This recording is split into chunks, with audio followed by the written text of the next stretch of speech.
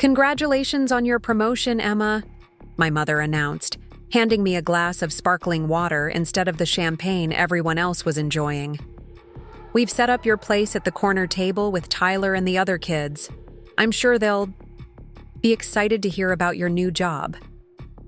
I stood frozen, glass in hand, staring at the elaborate main table where my older brother Daniel sat in the position of honor, despite this dinner supposedly being to celebrate my achievement.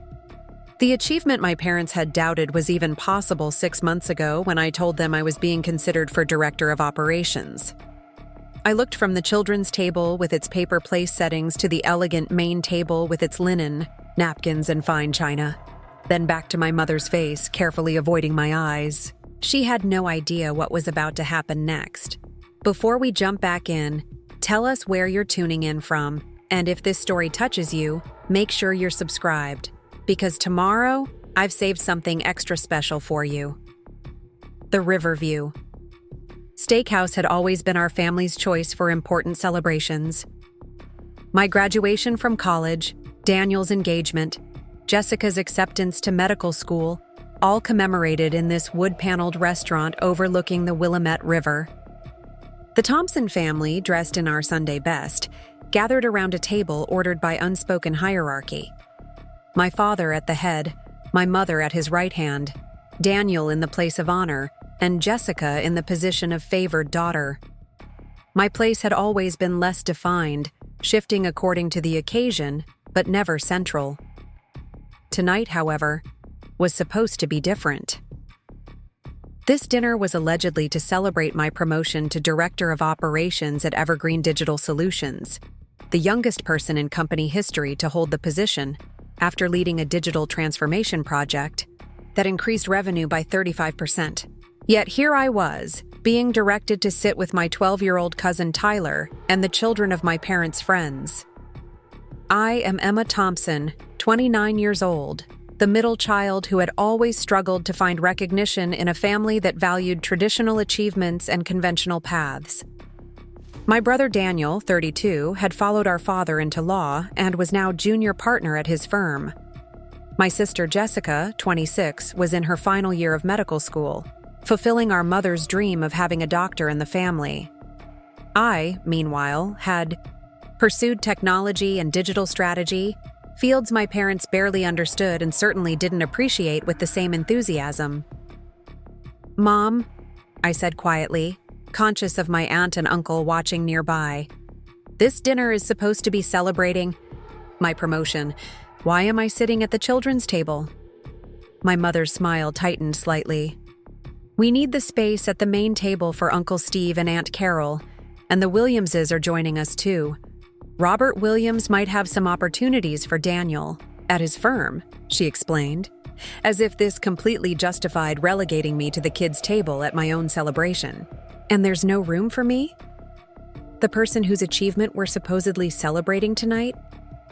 I kept my voice low, but couldn't hide the edge creeping into it. "Don't make a scene, Emma," my father interjected, appearing suddenly at my mother's side. "Family events require flexibility. You've always been good at adapting." He gave me that look, the one that had silenced my objections since childhood, the one that said any further protest would confirm I was being difficult and immature, justifying my placement at the children's table. I took a deep breath and glanced around the restaurant. My colleagues Sophia and James had offered to throw me a celebration at the Harborside Event Center, a proper recognition of my achievement with the people who actually valued my work. I had declined, telling them my family had insisted on hosting something special. How foolish that decision seemed now. "You know," my father continued in that patronizing tone he reserved for when I challenged family traditions, "we're very proud of your little promotion. It's quite an accomplishment for someone in the computer field." He said it as if describing an obscure hobby rather than a leadership position in a multi-million-dollar company. "Little promotion?" I repeated, the words stinging. "I'm now responsible for a team of 43 people and a budget of $12 million. My father waved his hand dismissively. Yes, Very impressive. Now, let's not keep everyone waiting. Dinner's about to be served. As I stood there, champagne flutes were being distributed for a toast, except at the children's table, where the servers had been instructed to pour apple juice. My moment of recognition was about to be relegated to a casual mention between my father's updates about Daniel's latest case and Jessica's medical school honors. 6 months ago, when I'd told my parents I was being considered for the director position, my father had laughed outright. "Aren't you a bit young for that? Those kinds of roles go to people with decades of experience, Emma. Keep your expectations realistic." My mother had added, "Besides, wouldn't you rather focus on finding a nice man and settling down? Your biological clock won't wait for career advancement." Their dismissal had been infuriating, but not surprising. I'd spent my entire career proving myself in rooms where I was underestimated. The difference was that at Evergreen, my results eventually spoke for themselves. My family, however, seemed immune to the evidence of my success. What my parents didn't know, what they had never bothered to ask, was that I had been recruited by 3 competing firms in the past year. My leadership on the Northwestern Healthcare integration had been featured in Technology Forward magazine. I had turned down a significant offer from a Seattle firm specifically because I wanted to see through the initiatives I'd started at Evergreen. I wasn't just successful by family comparison. I was recognized as a rising star in my industry. Looking at the children's table with its bright paper placemats and crayons, something shifted inside me. This wasn't just about seating arrangements. This was about a pattern that had persisted my entire life. One where my achievements were minimized, my path devalued, and my presence considered secondary to my siblings. I placed my sparkling water down on the nearest table and pulled out my phone. "What are you doing?" my mother hissed, her eyes darting around to see if anyone had noticed our conversation. "I'm making a call," I replied calmly, stepping away from the tables toward the restaurant's entrance. My father's face reddened. "Emma, this is ridiculous. You're making a scene over seating arrangements. This is exactly why we worry about your professional judgment." That last comment, connecting my objection to being disrespected at my own celebration dinner to my professional capabilities, crystallized exactly why this moment mattered. This wasn't petty. This was about finally breaking a pattern that had diminished me for years. "I'll be right back," I said, walking toward the door, my phone already at my ear. Outside in the cool Portland evening, I took a deep breath of the river-scented air as the line connected. "Olivia? It's Emma. Remember? That offer you made about hosting something if my family dinner went sideways. How quickly can you put that together?" Olivia Chen had been my first manager at Evergreen, now the VP of Product Development, and the first person who had truly seen my potential. Unlike my family, she had challenged me without diminishing me, pushed me toward growth while recognizing my value. When I'd mentioned my family's insistence on hosting my celebration dinner, she had raised an eyebrow and said, "I'll keep Plan B ready. Some families struggle to celebrate achievements they don't understand." "Give me an hour," Olivia replied without hesitation. "I'll contact the team. The Harborside reserved space for us just in case. How bad is it?" "They put me at the kids' table," I said, hearing how absurd it sounded when spoken aloud. There was a moment of silence before Olivia responded. "At your own celebration dinner?" "Oh, Emma." "Yeah." I leaned against the restaurant's stone exterior. "My brother gets the place of honor so he can network with my father's colleague." "1 hour," Olivia confirmed. "Time to rewrite this evening." As I ended the call, I saw my sister Jessica approaching from the restaurant. Unlike my parents, Jessica had always shown glimmers of understanding, even if she rarely challenged our family's dynamics openly. "They shouldn't have done that," she said quietly, nodding toward the restaurant. "It's your night." I studied my sister's face, realizing she had witnessed more than I'd given her credit for over the years. "It's not just tonight, Jess. It's a pattern." One I've allowed to continue by always adapting, always accepting less than I deserve. Jessica nodded slowly. What are you going to do? I've made other arrangements, I replied. People who actually value my work are putting together a proper celebration. At the harbor side? She asked, surprising me. How did you know? Sophia mentioned it when I ran into her last week, Jessica explained. She said the team had wanted to celebrate you properly, but you declined because of tonight. She hesitated before adding, I told Mom and Dad they should let your colleagues join us here, but they said it was family only, then invited the Williamses. This revelation, that Jessica had attempted to advocate for me, shifted something in our dynamic. Preparing and narrating this story took us a lot of time, so if you are enjoying it, subscribe to our channel. It means a lot to us. Now back to the story. Perhaps I had been too quick to group her with my parents in my mind, assuming her conventional path meant she endorsed their dismissal of mine. Would you like to come to the real celebration? I offered, surprising myself. Jessica's eyes widened. Really? You'd want me there? Yes, I decided. I would. When we returned inside, my parents were already seated at the main table. My father engaged in animated conversation with Robert Williams. My mother glanced up, relief washing over her face as she saw me. Finally, Emma, everyone's waiting.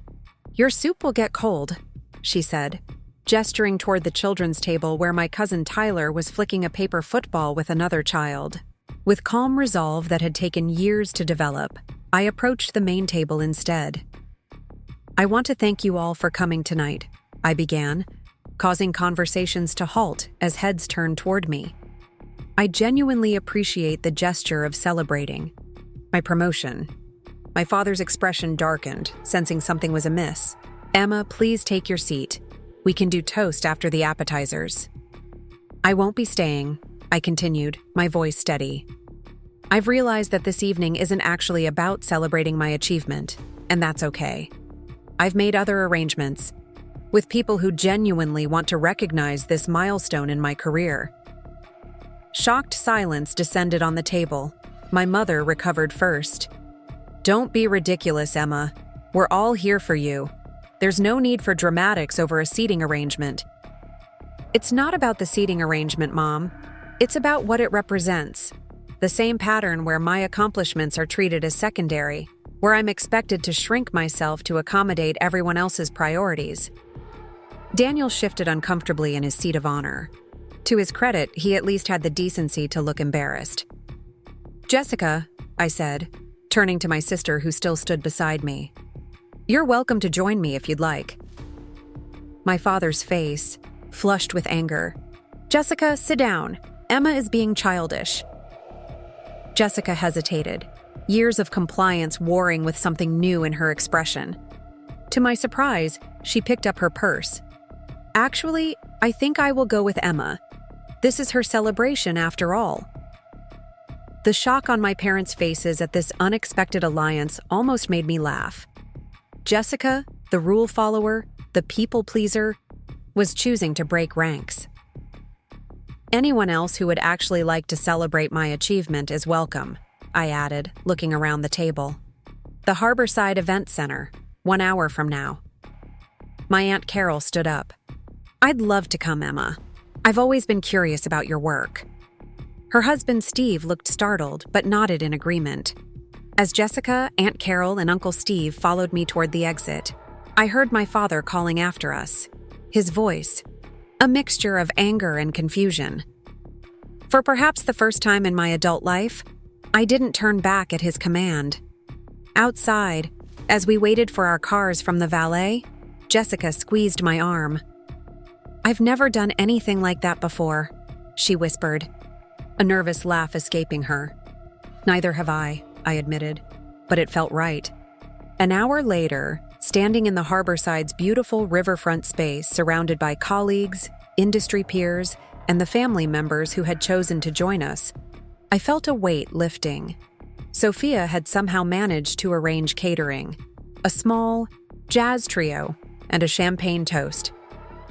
The room buzzed with genuine conversation about ideas, innovation, and accomplishments. As Olivia tapped her glass to gather everyone's attention for a toast, I caught Jessica's eye across the room. She was deep in conversation with our lead developer, looking more animated than I'd seen her in years. Perhaps in breaking my own pattern, I had created space for others to question theirs as well. "To Emma Thompson," Olivia began, raising her glass, whose exceptional leadership transformed not just Northwestern healthcare systems, but our entire approach to enterprise integration. The youngest director of operations in Evergreen's history, and someone who leads with both brilliance and humanity. As glasses raised around the room, I felt something shift permanently into place. A recognition that I had finally created alignment between how I valued myself and how I allowed others to value me. The path forward would hold new challenges, especially with my parents, but for the first time, I wasn't facing those challenges from a position of seeking approval I would never receive. I had made the call that changed everything, not just about one dinner, but about the story I would allow to be written about my life and achievements from this point forward. The cool Portland breeze carried the sound of laughter and jazz from the Harborside Event Center as I stood on the waterfront terrace taking a moment to myself. The impromptu celebration had exceeded all expectations, with colleagues, industry peers, and even a few family members gathering to properly recognize my achievement. The contrast between this authentic celebration and the uncomfortable scene at the Riverview Steakhouse couldn't have been more striking. "There you are," Olivia said, joining me at the railing. She handed me a fresh glass of champagne and leaned against the balustrade, her gaze following mine out toward the twinkling lights reflected on the water. "You did something important tonight, Emma, and I don't just mean landing the Northwestern healthcare contract." I smiled, appreciating how Olivia always seemed to understand the deeper currents beneath surface events. It felt like crossing a threshold I can't return from, and honestly, I don't want to go back. "Good," she replied firmly. "Some thresholds should only be crossed in one direction." We stood in comfortable silence for a moment, the weight of the evening's significance settling around us like a new, better-fitting garment. Inside, I could see Jessica animatedly chatting with James from our development team, gesturing enthusiastically in a way I rarely witnessed at family gatherings. My aunt and uncle were engaged in conversation with Sophia, genuinely interested in understanding the work that had earned me my promotion. "Your sister seems to be enjoying herself," Olivia observed. "I wouldn't have expected her to join the rebellion." "Neither would I admitted. Turns out she might have been questioning the family dynamics longer than I realized. The doors to the terrace opened, and Mark Williams, our chief technology officer, stepped out. "Emma, do you have a minute? There's someone I'd like you to meet."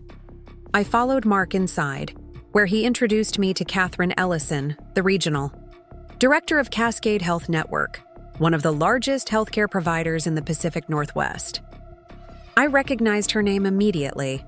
Cascade had been on our prospective client list for over a year.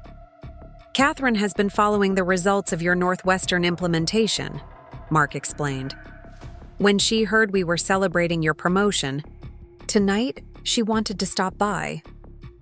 "I hope you don't mind the intrusion," Catherine said, extending her hand. "But when I read the case study on what you accomplished at Northwestern, I knew we needed to talk. We're facing similar integration challenges, and frankly, none of the proposals we've received so far have impressed me." As we discussed Cascade's needs and the approach I'd taken with Northwestern, I was struck by the irony. In the span of a few hours, I'd gone from being seated at a children's table to engaging with a potential client who could bring millions in revenue to Evergreen, all because I'd finally refused to accept the diminished role my family had assigned. The evening progressed with a series of meaningful conversations, genuine congratulations, and even an impromptu speech from James about how my leadership had transformed their experience as developers. It was past midnight when I finally prepared to leave, gathering my coat and purse from the coat check. Jessica approached, her expression a mixture of excitement and uncertainty. That was eye-opening, she said. Your colleagues actually understand what you do. They respect you. Unlike our family, I finished, not unkindly. She nodded, looking down. I never realized how much they've minimized your work. I guess I've been too caught up in my own path to notice. It's not your fault, Jess. Maybe not, but I could have been a better sister. More supportive. She hesitated before continuing. I've been thinking about what you said earlier, about patterns. Do you think we've all just been playing the roles assigned to us for so long that we stopped questioning them? Her insight surprised me. Jessica had always seemed content with her position as the favored daughter, following our parents' prescribed path without resistance. Perhaps there was more complexity to her experience than I'd allowed myself to see. Probably, I agreed. Daniel, the successful son, you, the obedient daughter, me, the perpetual disappointment who needs to be realistic about my ambitions. You were never a disappointment, Emma, Jessica said firmly. Not to me, anyway. Something warm expanded in my chest at her words. For years, I'd assumed all three of us, Daniel, Jessica, and I, had tacitly agreed to the hierarchy our parents had established. The possibility that Jessica might have seen beyond those constraints, even silently, felt like discovering an unexpected ally. Where will you stay tonight? I asked, suddenly wondering if Jessica had considered the fallout of leaving the family. Dinner? Are you going back to Mom and Dad's? Jessica bit her lip. I hadn't thought that far ahead, to be honest. I just knew I needed to stand with you tonight. You can stay at my place, I offered. I have a guest room and we could have breakfast in the morning. Maybe talk more about everything. Her relief was palpable. I'd like that. As we walked toward the valet stand, my phone vibrated with incoming messages. I'd silenced it during the celebration, but now the notifications appeared in a cascade. 6 missed calls from my mother, 3 from my father, and a series of increasingly concerned texts. They're freaking out, Jessica confirmed, checking her own phone. Mom seems to think I've lost my mind, and Dad is. She trailed off. Let me guess. Disappointed in my immaturity and concerned about my judgment? I suggested dryly. Something like that, though he used more colorful language. I handed my ticket to the valet, considering how to respond. For most of my life, I would have immediately called back, offering apologies and explanations, working to smooth over the disruption I'd caused. Tonight felt different. The space between my parents' expectations and my reality had grown too vast to be bridged with platitudes. I'll text Mom that you're staying with me and that we're both fine, I decided. The rest can wait until tomorrow. Jessica nodded, though anxiety flickered across her features. I realized that while I had years of practice in disappointing our parents, this was new territory for her. The golden child stepping out of line came with its own set of fears.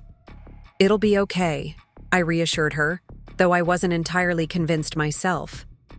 The drive to my Pearl District loft was quiet, both of us processing the evening's events.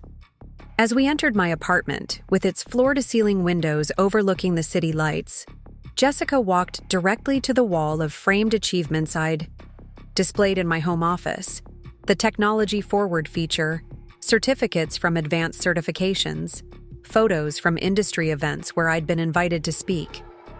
I didn't know about any of these, she said quietly. You never asked, I replied, then immediately regretted the edge in my tone. I mean, it never came up at family gatherings. Because those gatherings are always about Dad's cases or my medical school stories, she acknowledged. Or Daniel's? Perfect life choices. I set my keys on the kitchen counter and opened a bottle of water. It's late. We should probably get some sleep. Tomorrow's going to be interesting. Jessica accepted the water I offered her. Do you think they'll understand if we try to explain about the kids' table and what it represented? The naive, Hope in her question reminded me that despite her awareness of our family's patterns, Jessica hadn't experienced years of having her perspective dismissed. She still believed rational explanation could bridge fundamental differences in values. "I doubt it," I said honestly, "but we can try." Morning arrived with harsh clarity, sunlight streaming through my bedroom windows and illuminating the reality of what had transpired. I checked my phone to find more missed calls and a text from Daniel. "Mom's upset. Dad's furious. What were you thinking taking Jessica with you? Call me." The implication was clear. My actions were acceptable, if immature, until I had influenced Jessica to join me. Daniel's protective concern extended to our younger sister, but not to me. I found Jessica already awake, sitting at my kitchen island with a cup of coffee, scrolling through her own phone with a troubled expression. "That bad?" I asked, pouring myself coffee from the pot she'd brewed. "Daniel's giving me the 'you've been manipulated' talk via text," she said, shaking her head, as if I'm incapable of making my own decisions. "Welcome to my world," I replied with a wry smile. "Coffee's good, by the way. Thanks for making it." We settled into a comfortable discussion about next steps, deciding that face-to-face conversation would be better than prolonged phone negotiations.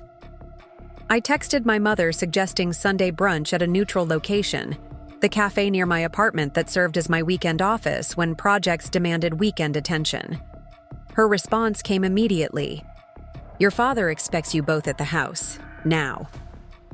The command was so characteristic that I almost laughed. Even after last night's dramatic departure, they still expected compliance on their terms, in their territory. "Not happening," I murmured, showing Jessica the text. "They're never going to meet us halfway, are they?" she asked, the realization dawning in her eyes. "They haven't so far," I confirmed. I drafted a response. "We're happy to meet at Cloudbreak Coffee at noon. If that doesn't work for you, we can try again another day when emotions aren't running so high." After sending the text, I prepared for the backlash, but surprisingly, my mother agreed with minimal resistance. Perhaps the public defection of her reliable daughter had created more leverage than all my years of private objections. Jessica borrowed clothes from my closet, and we spent the morning in surprisingly easy conversation. Without the pressure of performing our assigned family roles, we discovered common ground in unexpected areas. Jessica's frustrations with the gender dynamics in medical school resonated with my experiences in tech. Her concerns about the environmental impact of healthcare practices aligned with my interest in sustainability.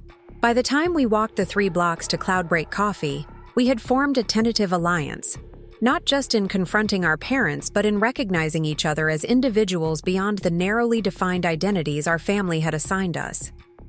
My parents were already seated when we arrived. My father's rigid posture and my mother's carefully neutral expression broadcasting their displeasure. They had chosen a table in the corner, an attempt at privacy for what they undoubtedly expected to be an uncomfortable conversation.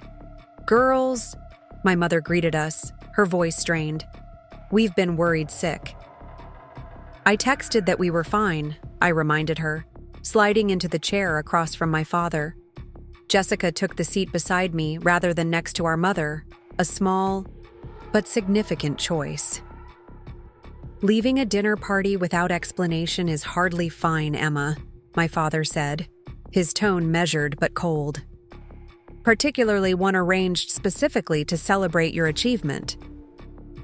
"Is that what it was?" I asked. Because from where I stood, or rather where I was told to sit, it didn't feel much like a celebration of my work. My mother sighed. "This ridiculous tantrum over seating arrangements." "It wasn't about the seating arrangement," Jessica interrupted, surprising all of us with her firmness. "It was about what it represented." My father's attention shifted to Jessica, his expression softening slightly as it always did for his youngest. "Jessica, honey, I understand you were trying to support your sister. That's admirable. But you have to admit Emma's reaction was disproportionate." "Was it?" I challenged. You organized a dinner allegedly to celebrate my promotion, the youngest director of operations in company history, by the way, and then seated me at the children's table so you could network for Daniel. How exactly should I have responded? With maturity, my father replied immediately. With an understanding that family events require flexibility.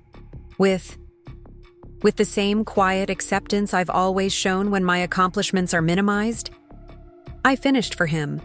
I've spent years accommodating everyone else's priorities and perspectives. Last night, I finally decided my achievement deserved proper recognition. My mother reached across the table, her hand stopping just short of touching mine.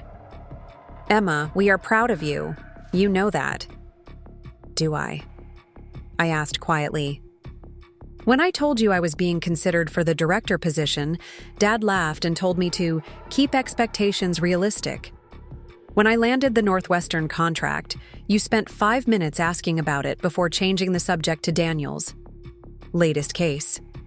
When my implementation saved them millions and got featured in Technology Forward, neither of you even mentioned it. My parents exchanged uncomfortable glances. The unspoken truth hung between us. They had never taken my career seriously because it didn't align with their narrow definition of success. Your work is just different from what we understand, my mother offered tentatively. Law and medicine have clear paths, clear metrics for success. And technology doesn't? I challenged. Or is it that you've never bothered to learn enough about my field to recognize those metrics? My father's expression hardened. This attitude isn't productive, Emma. We came here to resolve last night's unfortunate incident, not to rehash perceived slights from the past. They're not perceived slights, Dad, Jessica said, her voice quiet but firm.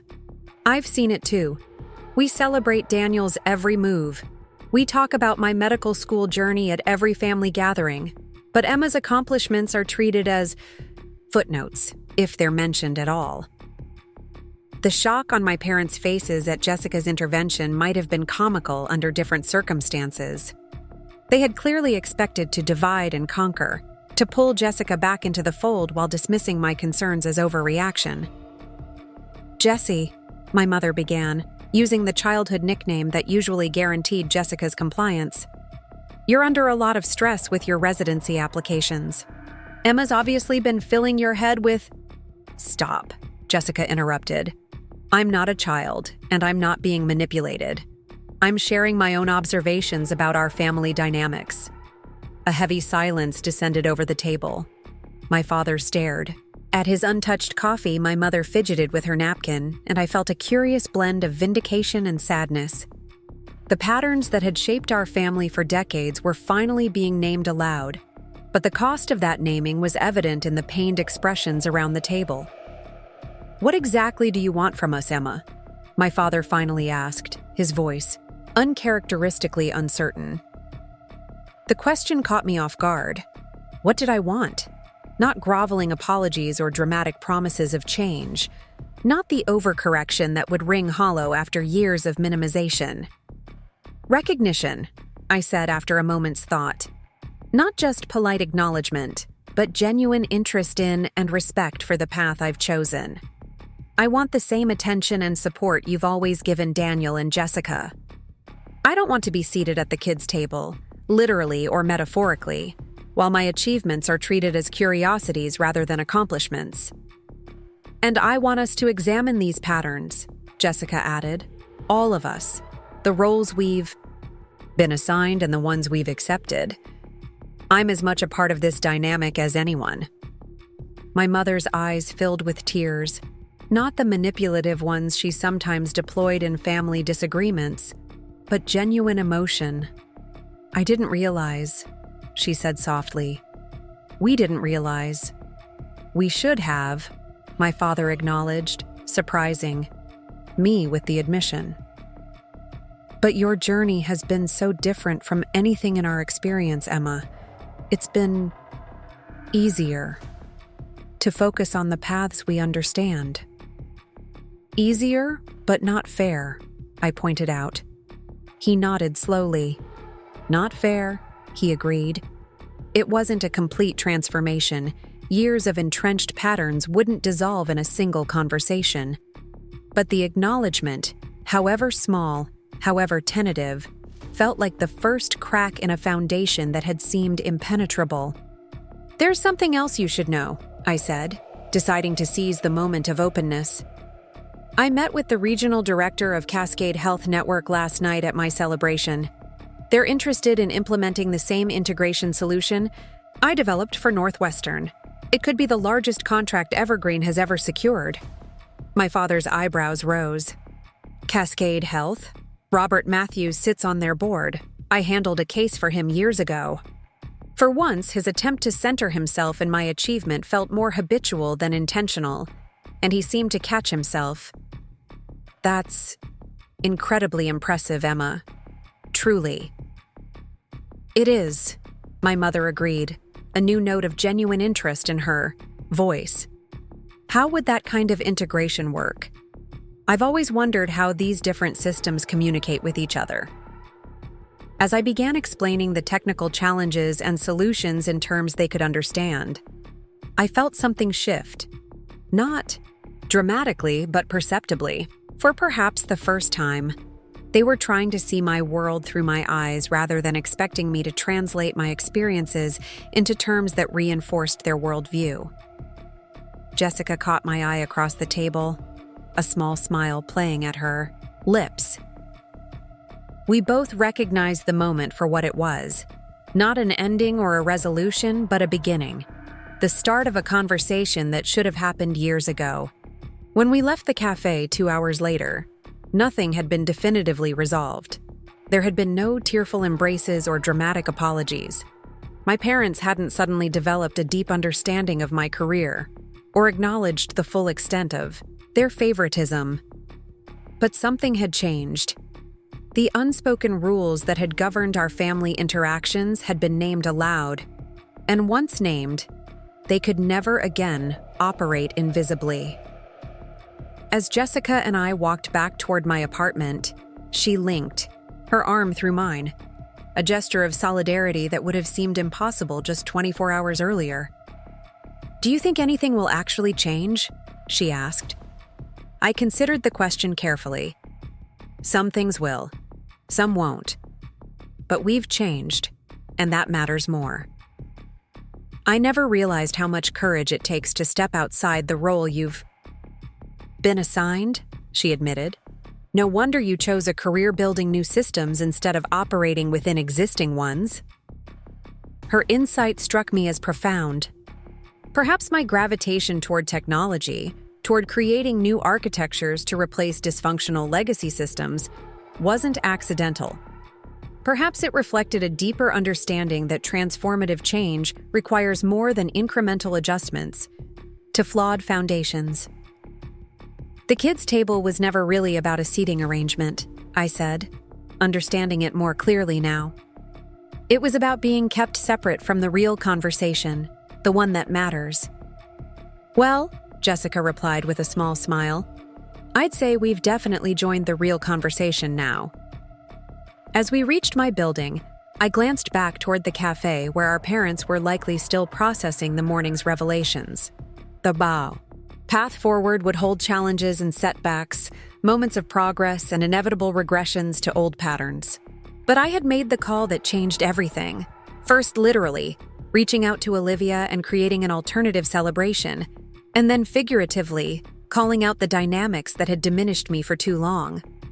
Some calls, once made, cannot be unmade. Some thresholds, once crossed, allow no return to the narrower space that came before. I had no regrets. Monday morning arrived with the particular energy that follows watershed moments, a blend of uncertainty and possibility, hanging in the air like Portland's characteristic mist. I stood before the mirror in my apartment, adjusting the collar of my blazer and studying my reflection. The woman staring back at me looked outwardly unchanged from Friday, but internally, something fundamental had shifted. My phone chimed with a calendar notification. Executive Leadership Meeting, 9 a.m. My first leadership meeting as director of operations. 3 days ago, this would have filled me with a singular focus on proving myself worthy of the promotion. Now, after the events at the Riverview Steakhouse and everything that followed, my perspective had expanded.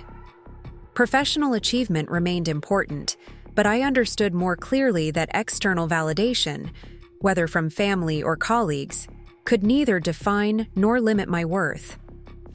The walk to Evergreen's downtown offices took me past Cloudbreak. Coffee, where yesterday's conversation with my parents had begun the delicate work of excavating decades of family dynamics. Jessica had returned to her apartment last night, both of us recognizing the need for space to process our evolving relationship. Her parting words still resonated. "I feel like I'm seeing you clearly for the first time in years. Maybe I'm seeing myself more clearly too." Evergreen Digital Solutions occupied the top 3 floors of a gleaming building overlooking the Willamette River. As I stepped into the elevator, Mark Williams, our Chief Technology Officer, joined me, coffee in hand. "The woman of the hour," he greeted me warmly. "That was quite a celebration Saturday night. Catherine Ellison hasn't stopped talking about you. She's already requested a formal proposal for Cascade Health." I smiled, grateful that my impromptu exit from the family dinner had led to such an unexpected professional opportunity. "I'll start putting together a team this week. If we win Cascade, we'll need dedicated resources from day one." "About that," Mark said as the elevator ascended, "I wanted to discuss restructuring the Northwestern healthcare team to support both implementations. Your approach there was revolutionary. We should leverage that expertise." The conversation flowed into a detailed discussion of resource allocation and knowledge transfer, continuing as we walked toward the conference room where the leadership meeting would be held. This was the work I excelled at: strategic problem solving, identifying patterns across complex systems, creating structures that maximized both efficiency and innovation. The very skills my family had consistently failed to recognize or value. The leadership meeting proceeded smoothly, each department head providing updates on quarterly objectives. When my turn came, I presented the Northwestern implementation results with calm confidence, outlining the methodology that had exceeded client expectations and created replicable processes for future projects. The faces around the table reflected genuine interest and respect, a stark contrast to the polite dismissal my achievements typically received at family gatherings. Emma's innovation in client-centered system integration hasn't just increased revenue, Olivia added when I finished. It's fundamentally changed how we approach enterprise-level implementations. I'm proposing we formalize this as the Thompson framework for all future projects. A murmur of agreement circled the table. Richard Henderson, our CEO, nodded approvingly. The Thompson framework. I like that. It acknowledges Emma's contribution while creating institutional knowledge we can build upon. The Thompson framework. The irony wasn't lost on me. While my family had struggled to acknowledge my professional path, my colleagues were literally naming their methodology after me. The contrast crystallized the fundamental disconnect I'd been navigating for years. After the meeting, Olivia pulled me aside in the hallway. "You seem different today," she observed, her perceptiveness as sharp as ever, more centered. "The weekend was clarifying," I replied, both professionally and personally. She studied me for a moment. "The family dinner went exactly as you expected, didn't it?" "Worse, actually. They seated me at the children's table." Olivia's eyes widened before she burst into laughter. "You're joking." "I wish I were." Their explanation was that my uncles and the Williams family needed the space at the adult table, including the space that should have been mine as the supposed guest of honor. Shaking her head, Olivia leaned against the wall. "And that's when you called me. That's when I decided to stop accepting a diminished place, literally and figuratively." Her expression softened. "I've been waiting years for you to make that decision, Emma." You've never let anyone underestimate you professionally. It was only a matter of time before you stopped allowing it personally. As I returned to my office, her words echoed in my mind. The asymmetry between my professional confidence and my personal acquiescence had created a fundamental imbalance.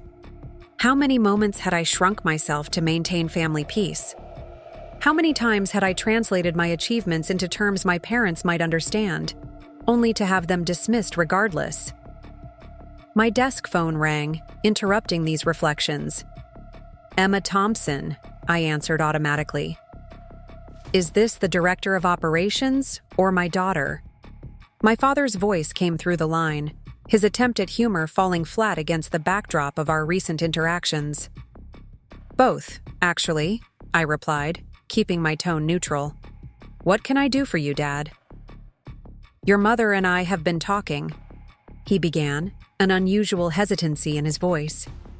"About yesterday. About what you and Jessica said."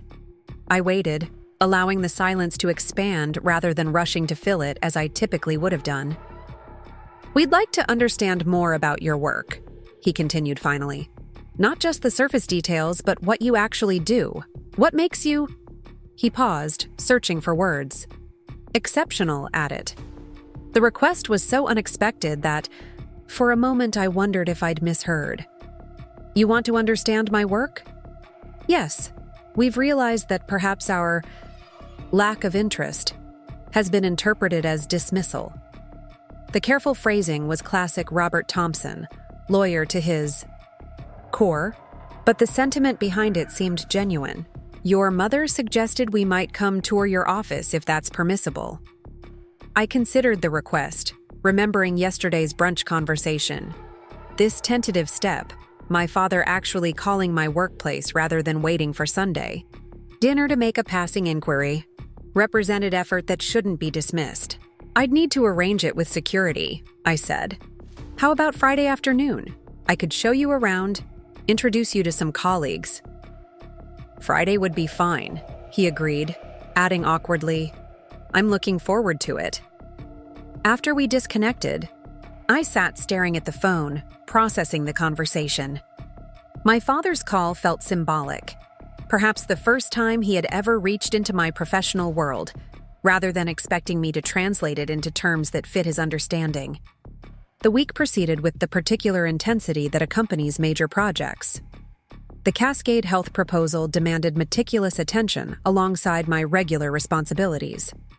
I worked late most evenings, the rhythm of focused problem-solving, providing welcome structure after the emotional complexity of the weekend. Thursday evening, I received a text from Jessica.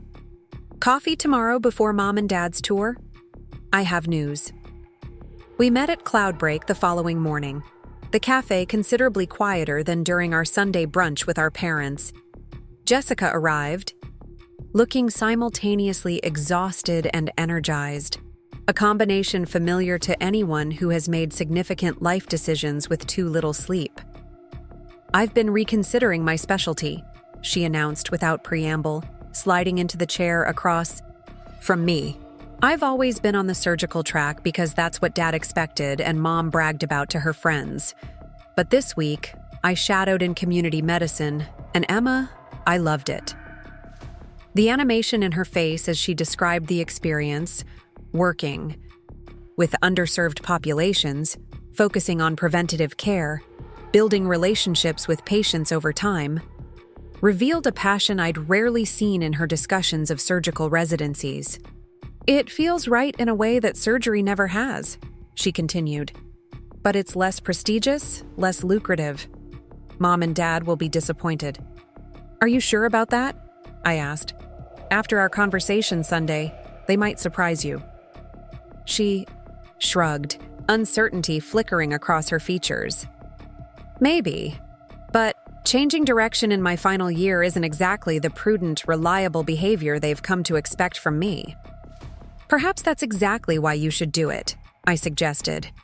"Break the pattern, choose your own path. You supported me when I refused to accept the kids' table. Now I'm supporting you in refusing the life equivalent." Jessica smiled, reaching across the table to squeeze my hand. When did my big sister get so wise? Probably around the time I decided to stop seeking validation from people who weren't equipped to provide it, I replied honestly. We finished our coffee and walked together to Evergreen's offices, Jessica having arranged to join our parents' tour. In the lobby, I introduced her to Sophia, who had come down to escort them through security when they arrived. "Your impromptu celebration saved Saturday night," Jessica told Sophia. "I still can't believe you arranged all that on an hour's notice." Sophia laughed. "When Emma Thompson says she needs something to happen, we make it happen. She's never steered us wrong." The simple acknowledgement of my leadership, casually offered without qualification, stood in stark contrast to my family's historical reluctance to recognize my professional contributions. Jessica seemed to register this as well, her expression thoughtful as we waited. Our parents arrived precisely at the appointed time, dressed with the formal precision they brought to all public appearances.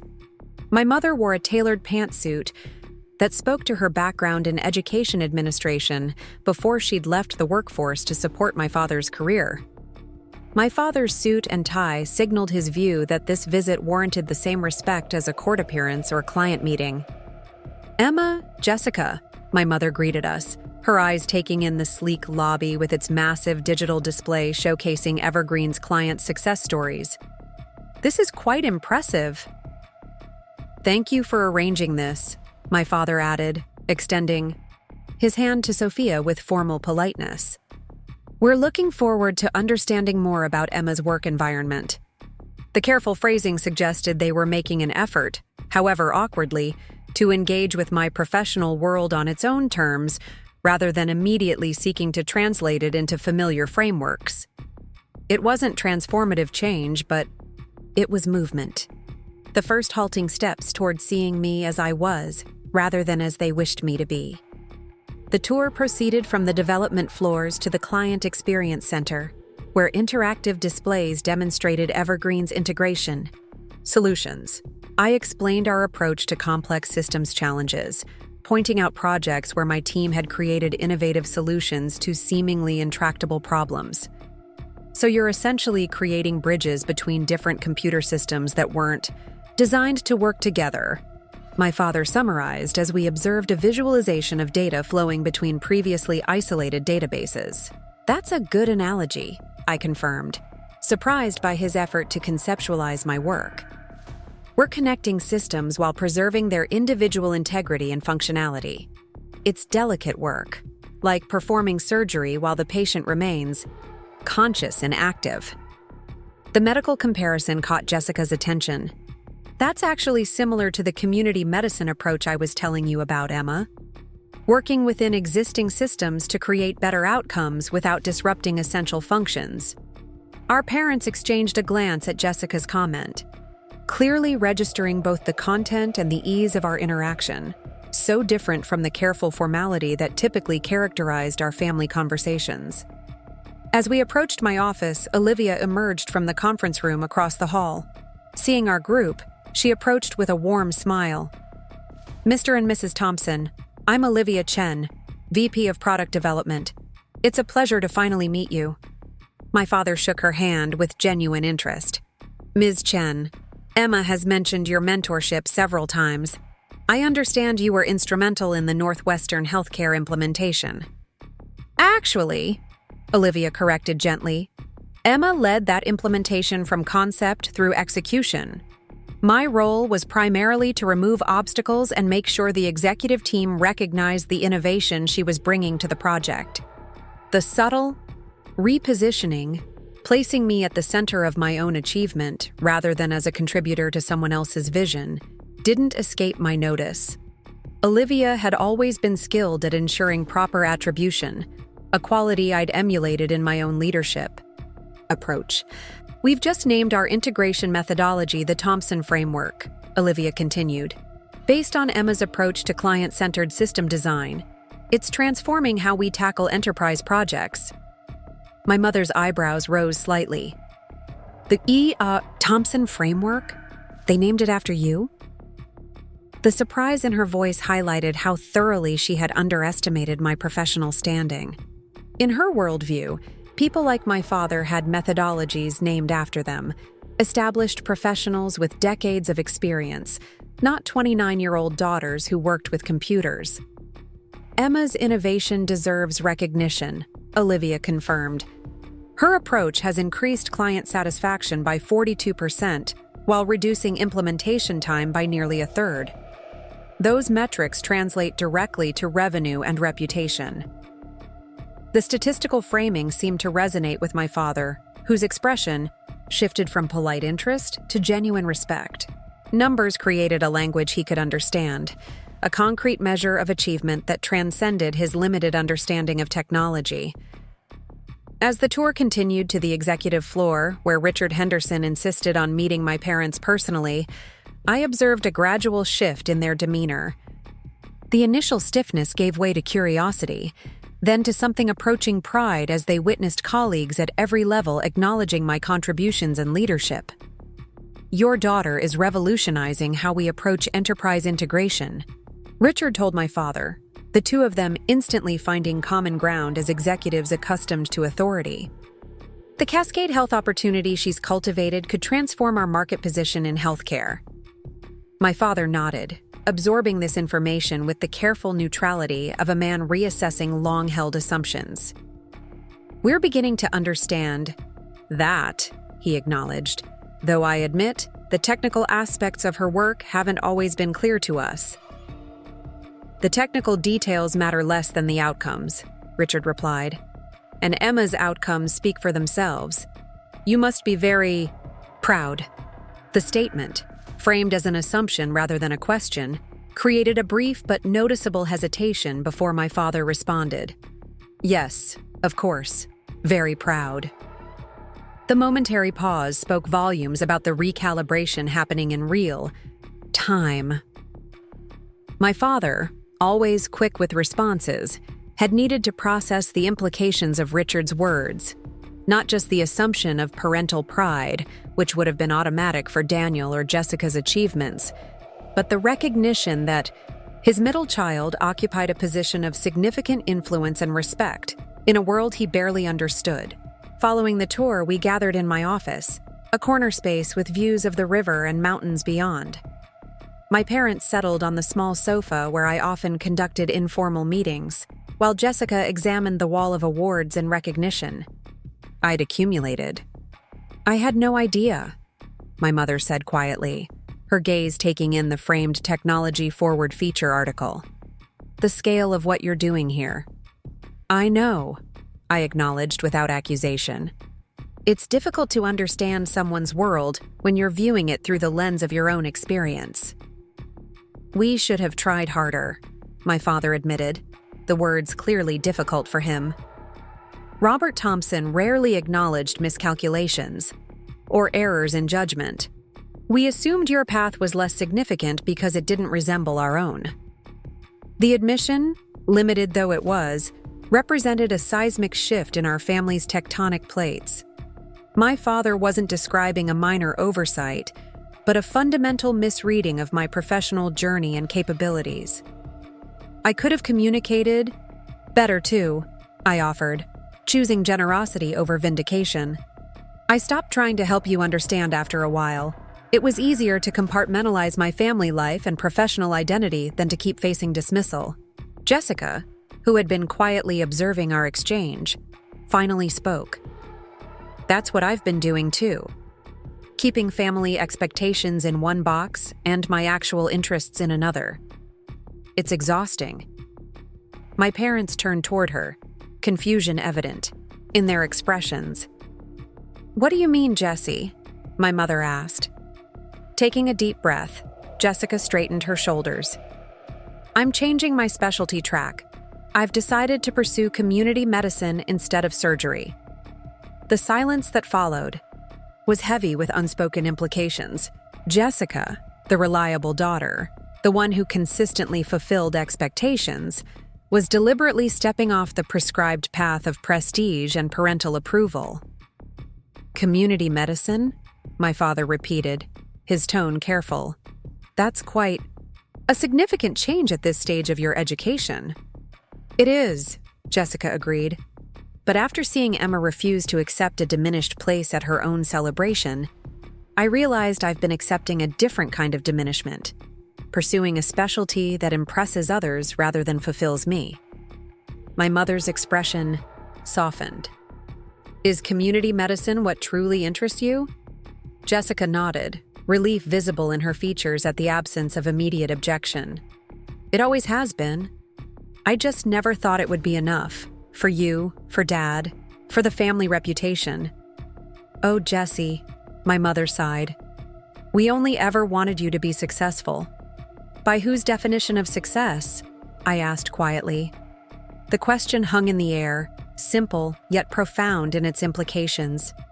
My parents exchanged glances, the weight of assumptions and unexplored biases visible in their expressions.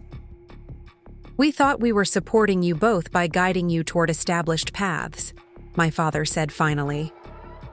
Law, medicine.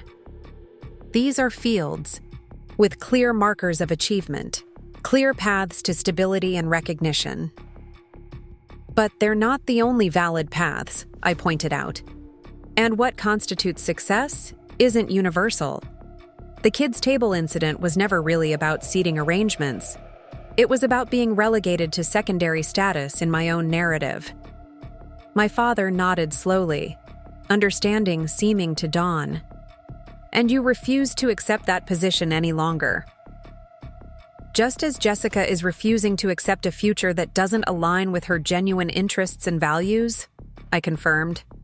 The Thompson framework implementation for Cascade Health will require significant resource allocation, Mark Williams explained, gesturing toward the projection screen where our proposed team structure was displayed.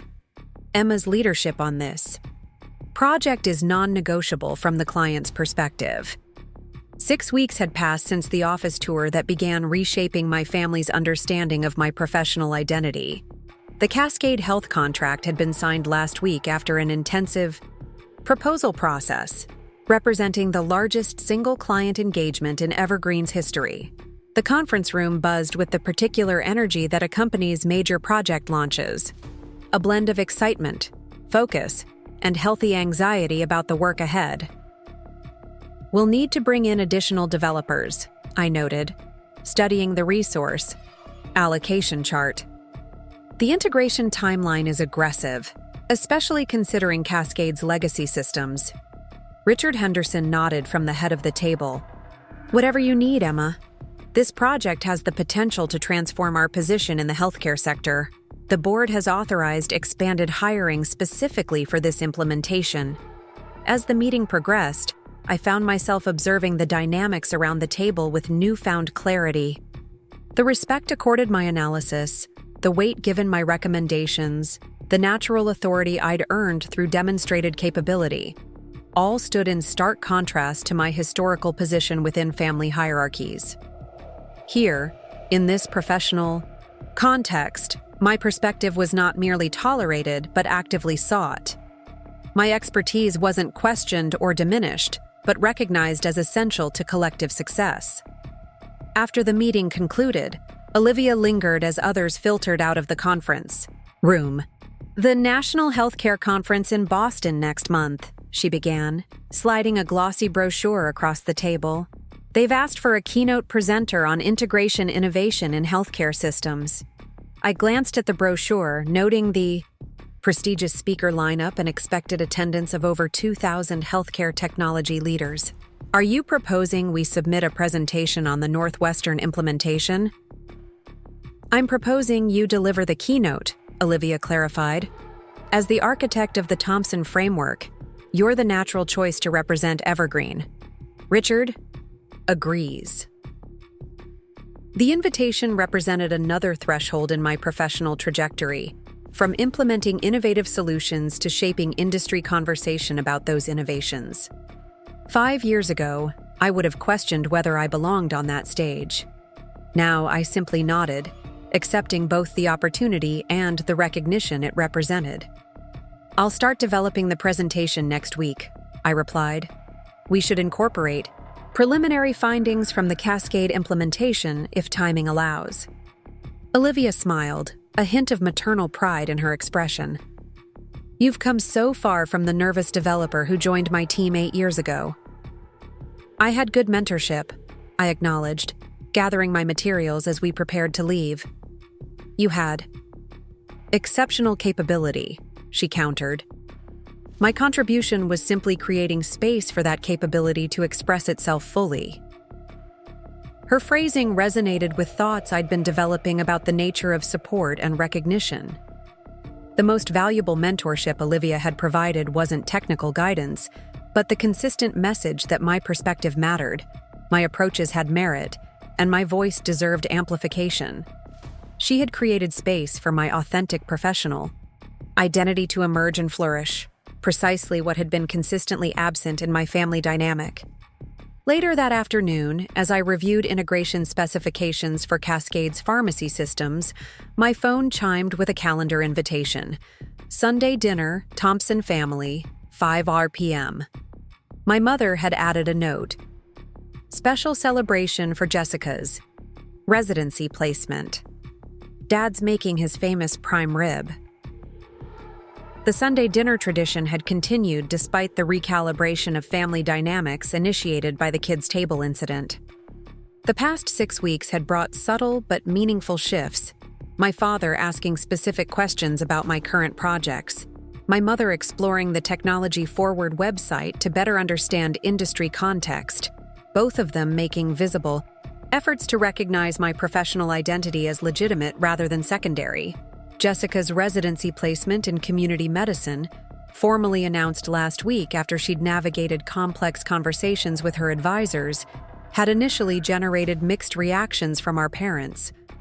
My father's disappointment at her deviation from the surgical track had been palpable, if unspoken. My mother had expressed concern about limiting future options.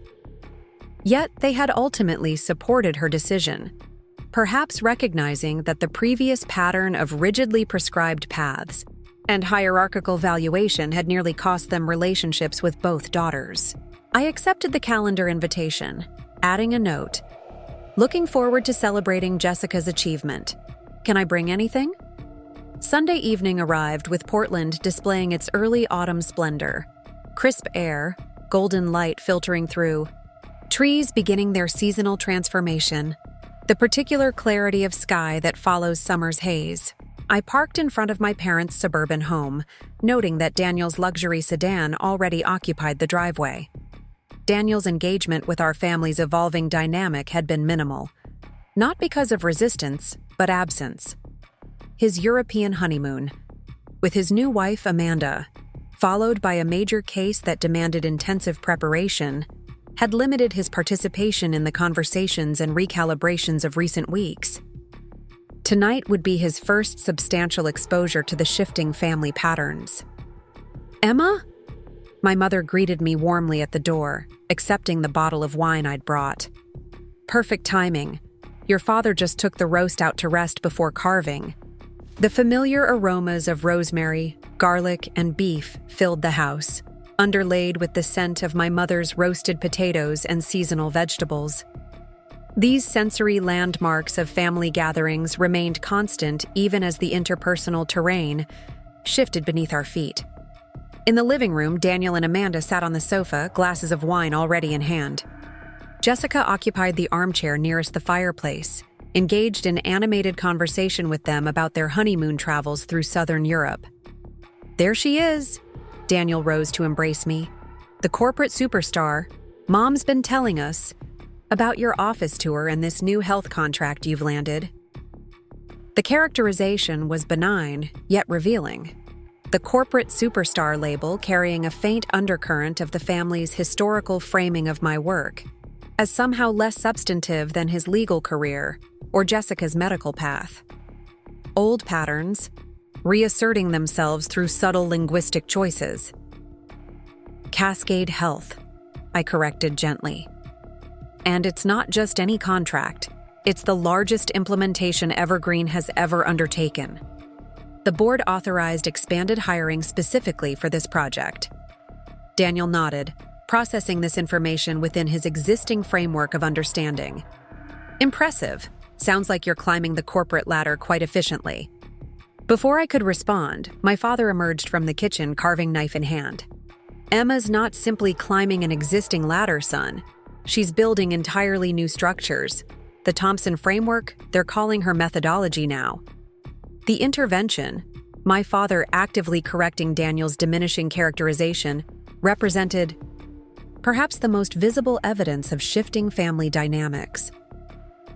Robert Thompson had become an unlikely champion of accurate recognition, having experienced his own recalibration of understanding through recent events. The Thompson framework? Daniel repeated, genuine curiosity replacing reflexive categorization. They named a methodology after you? After her approach to system integration, my father elaborated with surprising detail. Bridging disparate technologies while preserving essential functions, like performing surgery while the patient remains fully conscious and active. He glanced at Jessica, acknowledging the medical metaphor she had introduced during the office tour. Daniel's expression shifted from casual interest to genuine respect. In our family's unspoken hierarchy of achievement, having a methodology named after oneself represented an unmistakable marker of significance, one that translated across different professional domains. I had no idea, he admitted. That's genuinely impressive, Emma. We didn't either, my mother added, placing a hand on my shoulder. Not until recently. We've been working to better understand Emma's professional world, just as we're learning about Jessica's focus on community medicine.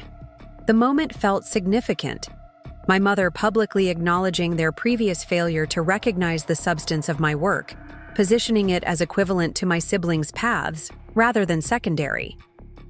Small shifts in language revealing larger transformations in perspective. Dinner's ready, my father announced. Let's move to the dining room. As we gathered around the table, I noticed the place settings with a start. My father had positioned me at his right hand, the traditional place of honor in our family's unspoken seating hierarchy. Jessica sat at my mother's right, with Daniel and Amanda across from us. My father caught my notice, a flicker of acknowledgement, crossing his features. The placement was deliberate, a visible symbol of recalibrated recognition.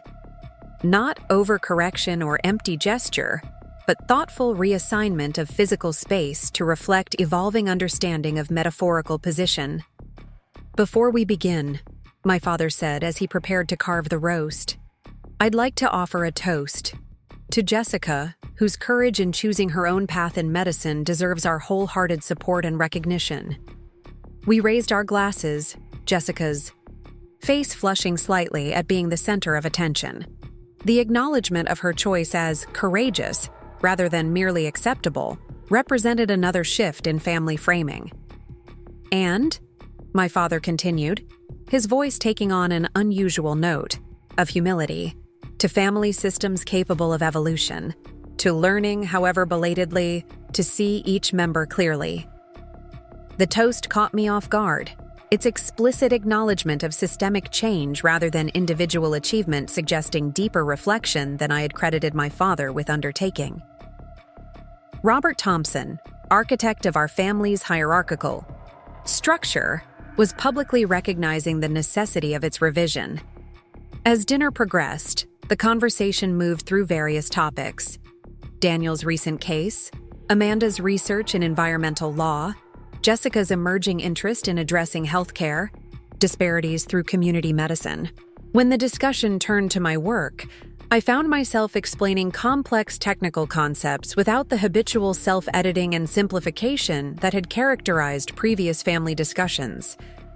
The challenge with legacy healthcare systems, I elaborated, responding to Daniel's question about the Cascade implementation, is that they were developed in isolation, with no consideration for future integration.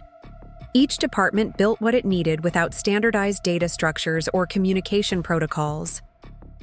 Like different government agencies developing independent regulatory frameworks, Amanda suggested, drawing a parallel to her own field. Exactly, I confirmed, appreciating the thoughtful connection. Our approach involves creating translation layers that allow these systems to communicate without requiring complete rebuilding, which would be prohibitively expensive and disruptive to ongoing operations. The Thompson framework, my father added with distinct pride, creating bridges between systems while preserving essential functions. The ease with which he had internalized and could now articulate the fundamental concept of my work reflected weeks of genuine effort to understand, rather than simply acknowledge. The change wasn't performative but substantive, a real expansion of perspective. As my mother served her traditional apple crisp for dessert, Jessica turned the conversation toward the future. "I've been thinking about how we might combine our professional interests," she said, looking between Daniel and me. Emma's work in healthcare integration, my focus on community medicine, Daniel's experience in healthcare law, there's potential for meaningful collaboration.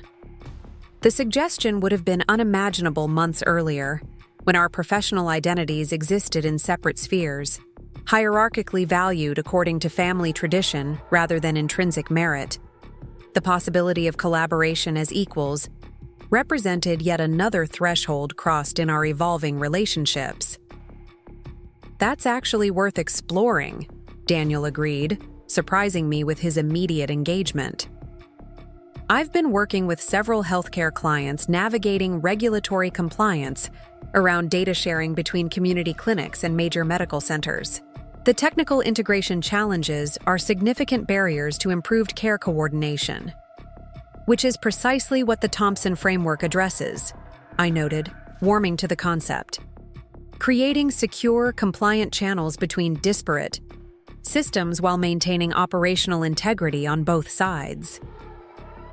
"And from the provider perspective," Jessica added, "community medicine practitioners need seamless access to patient histories and specialist recommendations without administrative overhead that takes time away from patient care." As the conversation developed, potential outlines of a collaborative approach emerged. Daniel's legal expertise, my technical systems knowledge, and Jessica's frontline clinical perspective combining to address a significant healthcare challenge from multiple angles. The synergy felt organic rather than forced, each of us contributing from positions of specific expertise rather than prescribed family roles. "This is remarkable," my mother observed, watching the animated exchange with visible emotion. "The three of you approaching a complex problem as colleagues, each bringing valuable perspective. Equal partners in problem solving," my father added, his tone reflecting both pride and a hint of wonder at the transformation unfolding at his dining room table. Later, as the evening drew to a close and we prepared to depart, my father pulled me aside in the entryway. "About your place at the table tonight," he began, uncharacteristic uncertainty in his voice. "I noticed," I assured him. The gesture was appreciated. He shook his head slightly. "It wasn't a gesture, Emma. It was a correction, a physical acknowledgement of a position you've earned, but we failed to recognize." He paused, choosing his words with the precision of the skilled attorney he was. "The kids' table incident forced us to see patterns we'd created and maintained without examination. Patterns that diminished you not because of your capabilities, but because of our limited understanding." The directness of his acknowledgement, free from qualification or defensiveness, represented perhaps the most significant evolution in our relationship.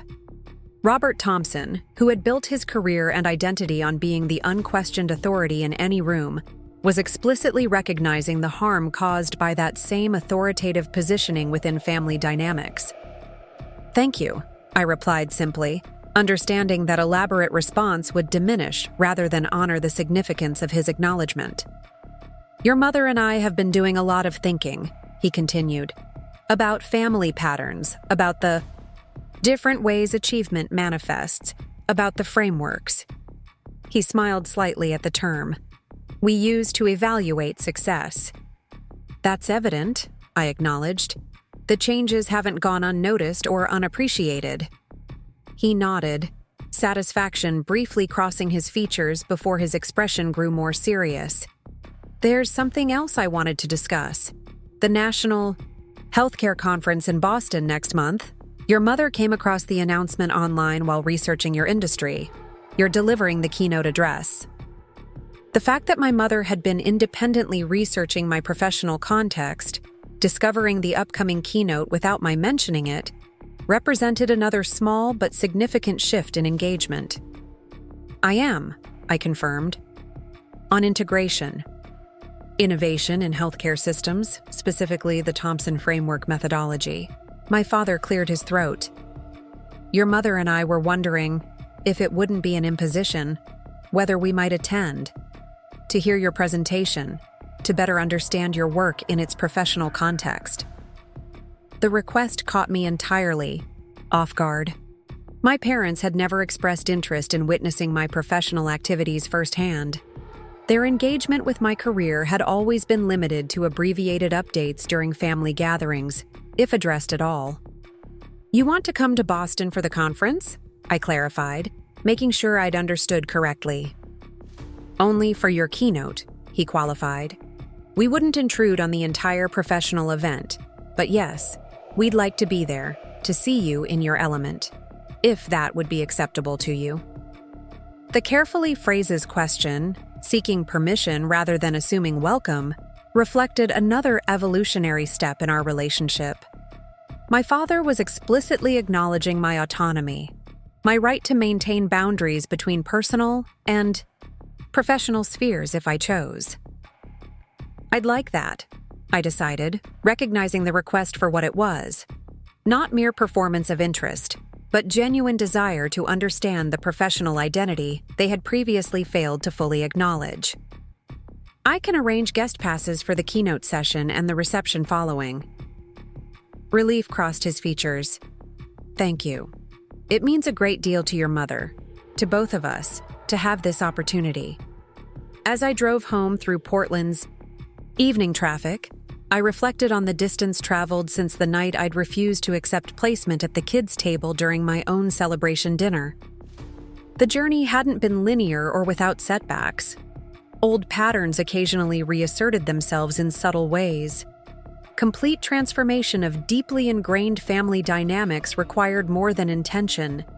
It demanded consistent practice, ongoing awareness, and mutual commitment to evolved understanding.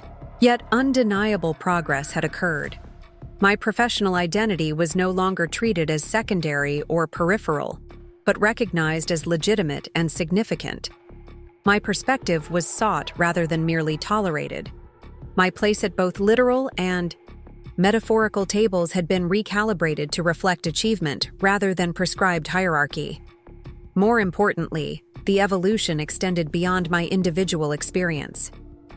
Jessica had found courage to pursue her authentic professional path rather than the one prescribed by family expectation. My parents had demonstrated capacity for growth and recalibration that I would have considered impossible months earlier. Even Daniel, despite limited engagement with the process, had begun adjusting his understanding of family positioning and professional valuation. The kids' table incident, seemingly trivial on its surface, had functioned as a diagnostic revelation, exposing patterns too long accepted as fixed rather than chosen. My refusal to accept that diminished position, physically and metaphorically, had created opening for systematic reconsideration rather than merely individual accommodation. As I arrived at my Pearl District apartment, my phone chimed with an incoming text from Jessica.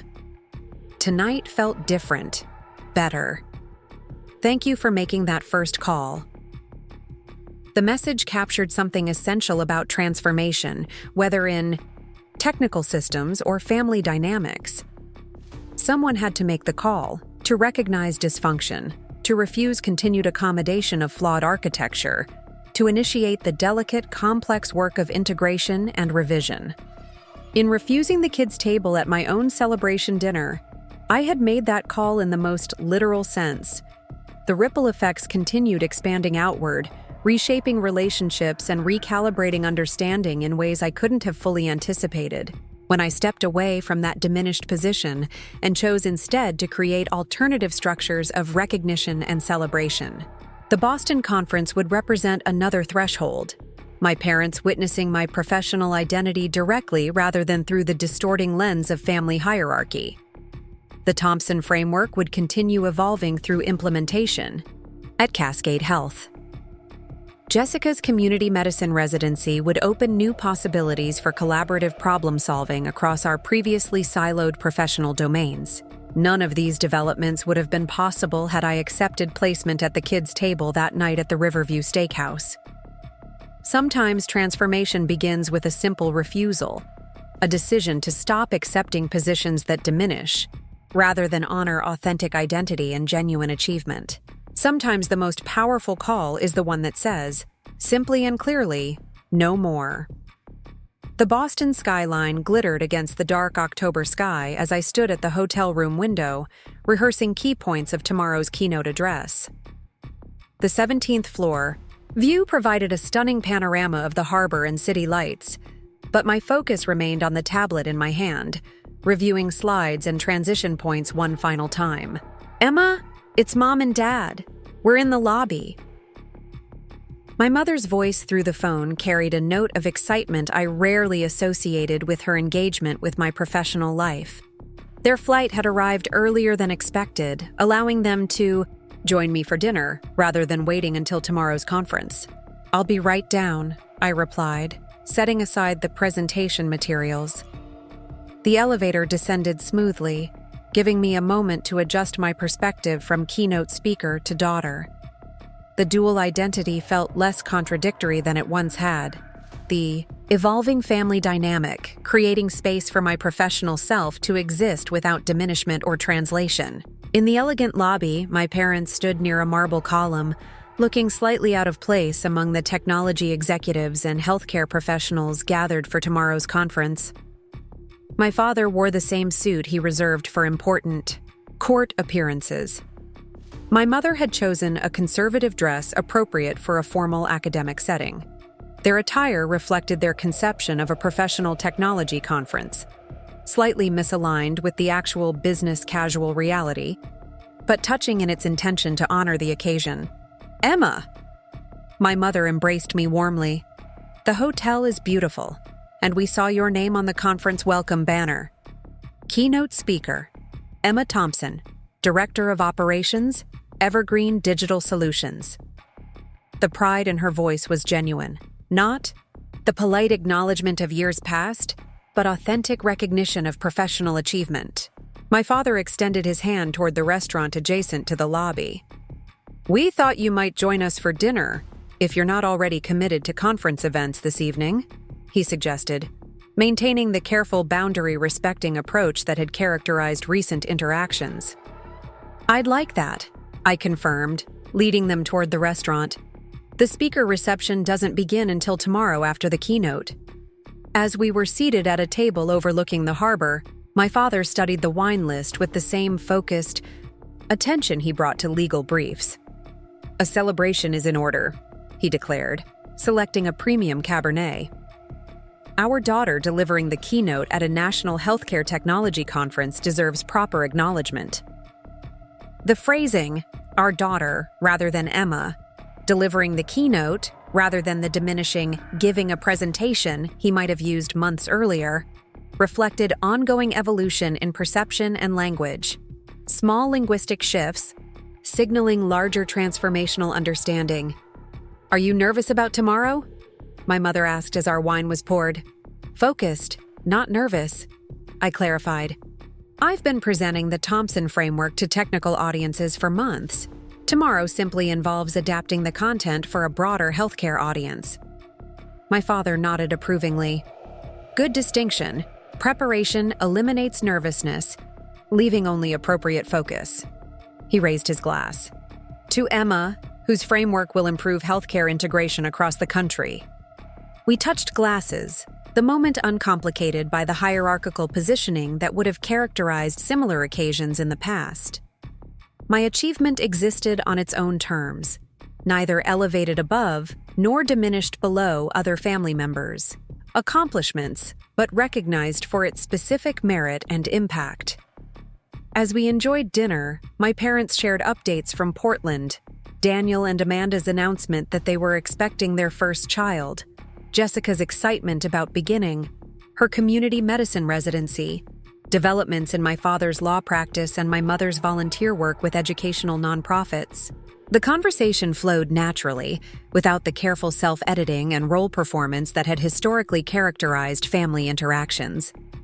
We've been reading about healthcare integration challenges, my mother mentioned as dessert was served. Trying to better understand the context of your work before tomorrow's presentation. The effort to engage with my professional domain on its own terms, rather than through comparative valuation, represented another evolution in our relationship. My parents weren't simply being politely interested, they were actively educating themselves to comprehend the substance and significance of my work. That's helpful, I acknowledged. Tomorrow's audience will include both technical specialists and healthcare administrators.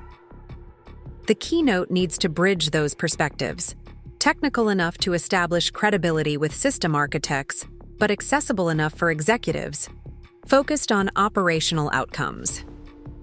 Like translating between different professional languages, my father observed, creating bridges between disparate systems. Exactly, I confirmed, appreciating his application of the core Thompson framework. Concept to communication strategy. Integration isn't just about technology. It's about creating mutual understanding between different domains with different priorities and vocabularies. Much like what we've been attempting in our family, my mother added quietly. Learning to recognize and value different approaches without imposing hierarchical judgment. The parallel struck me with particular force. My professional expertise in system integration, mirroring the personal work of integrating authentic identity into family dynamics that had previously required conformity to established patterns. The Thompson framework wasn't merely a technical methodology, but a conceptual approach potentially applicable across multiple domains. I've been thinking about that connection, I admitted. The principles that make the Thompson framework effective for technical integration, respecting system integrity while creating functional connections, prioritizing outcome over conformity, establishing translation protocols that preserve essential meaning, could apply to interpersonal and organizational contexts as well. My father leaned forward, genuine intellectual engagement replacing the polite attention he might have offered in the past. You're suggesting your technical methodology might have applications beyond computer systems, in organizational development, or even family dynamics. It's worth exploring, I confirmed. The core challenges are similar. Established systems, developed in isolation, communication barriers between domains with different priorities and languages, resistance to change that threatens perceived identity or function. The Thompson framework addresses these challenges in technical contexts, but the principles might translate. As we discussed potential applications in legal practice, healthcare administration, and educational systems, I realized how significantly our conversational dynamic had evolved. My father was engaging with my ideas as intellectually valuable, rather than humoring a peripheral interest. My mother was actively connecting concepts to her own domains of expertise, rather than merely acknowledging surface details. My perspective was being sought and developed rather than simply tolerated or diminished. Later, as we walked through the hotel lobby toward the elevators, my father paused near the conference registration area, studying the large display featuring tomorrow's schedule. My name and photo appeared prominently among the keynote speakers, alongside healthcare technology leaders from major institutions and corporations. "I always knew you were capable," he said quietly. "But I never fully understood what that capability would look like in expression." The kids' table incident. He hesitated, choosing words carefully. Forced me to recognize that failure of imagination and its consequences. The direct acknowledgement, free from qualification or defensiveness, reflected the distance. We had traveled since that confrontational evening at the Riverview Steakhouse. Robert Thompson, who had built both his professional and family identity on being the unquestioned authority, was explicitly recognizing the limitations of that positioning and the harm it had caused. Understanding grows through experience, I offered, choosing generosity over vindication.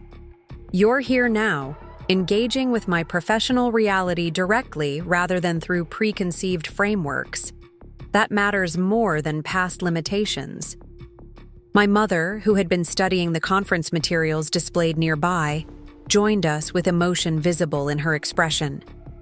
When I think about how close we came to permanently damaging our relationship with both you and Jessica through our inability to see beyond our own expectations. She shook her head, leaving the sentence unfinished but its meaning clear. As we said goodnight and they departed for their room on a different floor, I reflected on the evolution their presence at tomorrow's conference represented. My parents had traveled across the country not merely to perform interest in my professional life, but to genuinely engage with a domain they had previously dismissed or diminished. The journey wasn't merely physical, but psychological, crossing thresholds of understanding that had once seemed impermeable. Morning arrived with clear skies and the particular energy that accompanies significant professional moments. I dressed, deliberately in the charcoal suit and emerald blouse I'd selected for the keynote, professional without being severe, authoritative without being unapproachable, distinctive without drawing attention from the content of the presentation. The conference center buzzed with activity as attendees from across the healthcare technology spectrum gathered for the opening session. In the speaker preparation room, I reviewed my presentation one final time, focusing on the transitions between technical concepts and practical applications that would engage the diverse audience. Emma Thompson? A conference coordinator approached with tablet in hand. Your guests have arrived. I've seated them in the reserved section as requested. I thanked her, appreciating the professional courtesy extended to my parents. As a keynote speaker, I had been offered priority seating for personal guests, a recognition of professional standing that would have been unimaginable early in my career. The main auditorium was nearly filled as I was escorted to the side entrance of the stage, where other speakers and panelists awaited their introductions. Through the wings, I could see the audience of nearly 2,000 healthcare technology professionals and executives, a significant platform for sharing the Thompson framework methodology. From this vantage point, I could also see my parents, in the front section, attentive and focused as the conference chair delivered opening remarks. Their presence represented not merely personal support, but recognition of professional identity, acknowledgement that my work existed in contexts beyond family understanding, yet warranted engagement on its own terms. It is my pleasure to introduce our opening keynote speaker, the conference chair announced. Emma Thompson, Director of Operations at Evergreen Digital Solutions and developer of the Thompson Framework for Healthcare System Integration. Her innovative approach to bridging legacy and emerging healthcare technologies has transformed implementation experiences for providers across the country, most notably in the groundbreaking Northwestern Healthcare integration and the ongoing Cascade Health implementation. The introduction, substantive and focused on specific professional contributions rather than generic accomplishments, established the context for what followed. As I took the stage, the applause was respectful rather than perfunctory, reflecting the audience's genuine interest in the methodology I developed.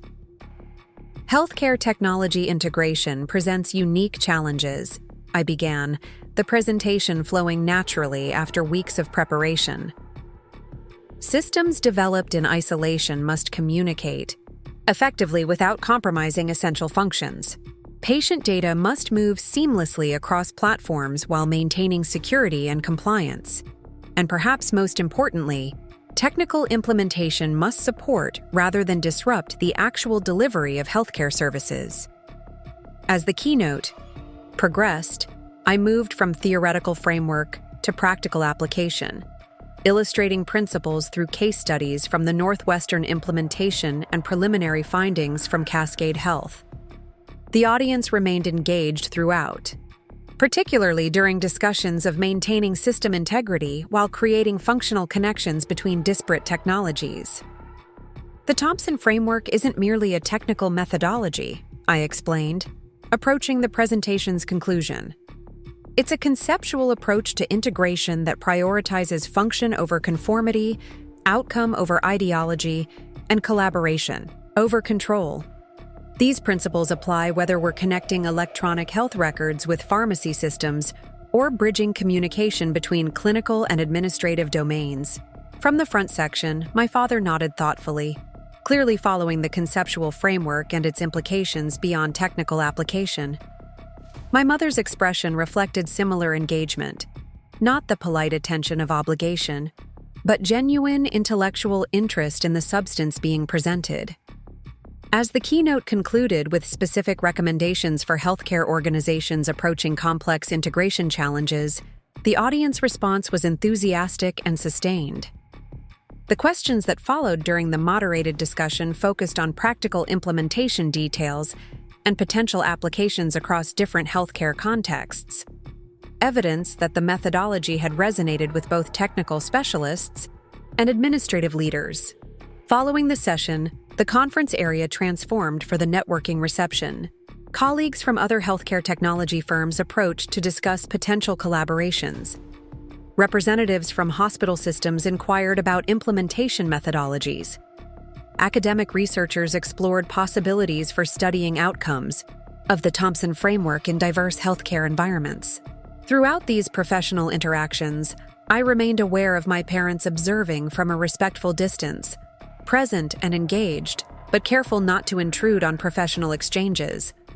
Their witnessing of these interactions, seeing my ideas, actively sought and engaged with by industry peers, provided context no second-hand explanation could have conveyed. When there was finally a natural break in conversations, I rejoined them near the refreshment area. My father's expression conveyed something beyond simple pride, a more complex recognition of professional standing and impact he hadn't previously comprehended. "That was remarkable, Emma," he said simply.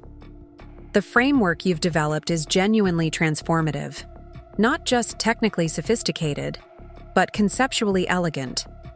The applications extend far beyond what I had imagined." Coming from Robert Thompson, who built his legal career on precise evaluation and measured acknowledgement, this represented extraordinary recognition, not the generic praise of familial obligation but specific appreciation for intellectual and professional contribution. The questions from hospital administrators particularly revealed the methodology's value, my mother added, surprising me with her attentive analysis. "They immediately recognized how your approach addresses their most significant pain points in technology implementation." Before I could respond, we were joined by Catherine Ellison, the regional director from Cascade Health, who had first approached me during the impromptu celebration following the kids' table incident. She extended her hand to my parents with professional warmth.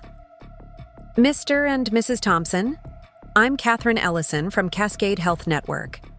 Your daughter's framework is revolutionizing our approach to system integration. The preliminary results are exceeding projections in both efficiency and adoption rates. The direct professional feedback, specific and substantive rather than generically complimentary, provided external validation of everything I had attempted to communicate about my work's significance." My father engaged immediately, asking informed questions about implementation challenges and operational outcomes that revealed his preparation and genuine interest. "Emma mentioned you're both visiting from Portland," Catherine noted. "You must be very proud of her contributions to healthcare technology innovation." "We are," my mother confirmed without qualification. "Though we've come to appreciate the full significance of her work only recently. Seeing her in this professional context has been illuminating." The honest acknowledgement, free from face-saving pretense or retroactive claims of long-standing recognition, reflected how thoroughly Our family dynamic had evolved. My mother was neither defensively overstating past support nor minimizing current appreciation, but accurately describing a transformational journey of understanding. As the reception continued, I was called away for a scheduled interview with Healthcare Technology Review about the Thompson Framework implementation at Cascade Health. My parents used this time to explore the conference exhibition hall, examining various healthcare technology solutions with the engaged curiosity they might once have reserved for Daniel's legal cases or Jessica's medical studies. When we reconnected, for lunch, my father shared observations that revealed how actively he had been processing the morning's experiences. Your framework's emphasis on preserving essential system functions while creating new connectivity has applications beyond technology, he noted. In legal practice, we often face similar challenges integrating new regulatory requirements into established operational processes. The translation protocols you've developed could apply in educational contexts as well, my mother added, creating bridges between different learning modalities without compromising core pedagogical objectives. Their engagement with the conceptual underpinnings rather than merely the surface details of my work represented profound evolution in perception. My professional contribution wasn't being translated into familiar frameworks for polite acknowledgement, but engaged with directly on its own terms and extended into new domains through thoughtful application. The remainder of the conference day included panel discussions where I represented the implementation perspective alongside healthcare executives and technical specialists. Throughout these sessions, my parents moved between different tracks and presentations, developing broader context for understanding healthcare technology challenges and the Thompson Framework's position within the industry landscape. By the time we met for dinner that evening at a restaurant overlooking Boston Harbor, they had accumulated questions and observations that reflected genuine intellectual engagement rather than obligatory interest. Our conversation explored potential applications of integration methodologies across multiple domains, from healthcare to legal practice to educational systems to family dynamics. I keep returning to the parallel between your technical framework and our family's recent evolution, my father acknowledged as dessert was served. The need to honor system integrity while creating functional connections, to establish translation protocols that preserve essential meaning across different domains of understanding and expectation, these principles apply to both contexts. The key insight seems to be approaching integration as collaborative enhancement rather than hierarchical imposition, my mother added. Creating space for different systems to maintain their essential identity while developing meaningful connections. Their articulation of these parallels, not as abstract theoretical concepts, but as principles with practical application to our family's transformation, revealed how thoroughly they had internalized both the technical framework and its broader implications. The evolution wasn't performative but substantive, a genuine recalibration of understanding and approach. As we walked along the harbor afterward, enjoying the clear autumn evening, my father brought up a subject that surprised me with its directness. The kids' table incident was necessary, he said quietly. Painful but essential for revealing patterns we had maintained without examination. Your refusal to accept that diminished position created opening for systematic reconsideration, rather than merely individual accommodation. The framing, acknowledging the incident's catalytic necessity rather than dismissing it as overreaction or exaggerated response, demonstrated remarkable perspective shift. Robert Thompson was not merely accepting criticism, but actively integrating it into revised understanding of family dynamics and his own role in maintaining problematic patterns. Systems resist change, I observed, drawing another parallel to my professional domain. Technical or familial, they develop internal coherence that perceives modification as threat rather than enhancement. Successful integration requires demonstrating that connection can strengthen rather than compromise essential function. Which you've done, my mother noted, both professionally and personally. The Thompson framework creates connectivity while preserving system integrity. Your refusal of diminished positioning created opportunity for more authentic family connection without requiring anyone to abandon essential identity. As we continued walking, Boston's historic architecture illuminated against the night sky. I recognized how profoundly appropriate it was that this conversation should occur in the context of a healthcare technology conference. The professional domain my family had historically dismissed or diminished had become the source of conceptual framework for understanding our collective evolution.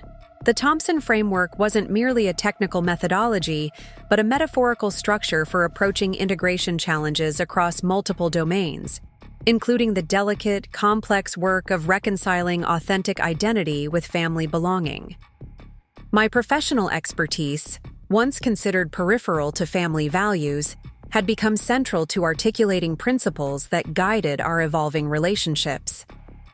Tomorrow's closing session addresses ethical considerations in healthcare data integration, I mentioned as we approached the hotel. Questions of permission, agency, transparency, and informed consent in connecting previously isolated systems. All applicable to family dynamics as well, my father observed thoughtfully. Particularly regarding adult children establishing boundaries and expectations around their unique identities and contributions.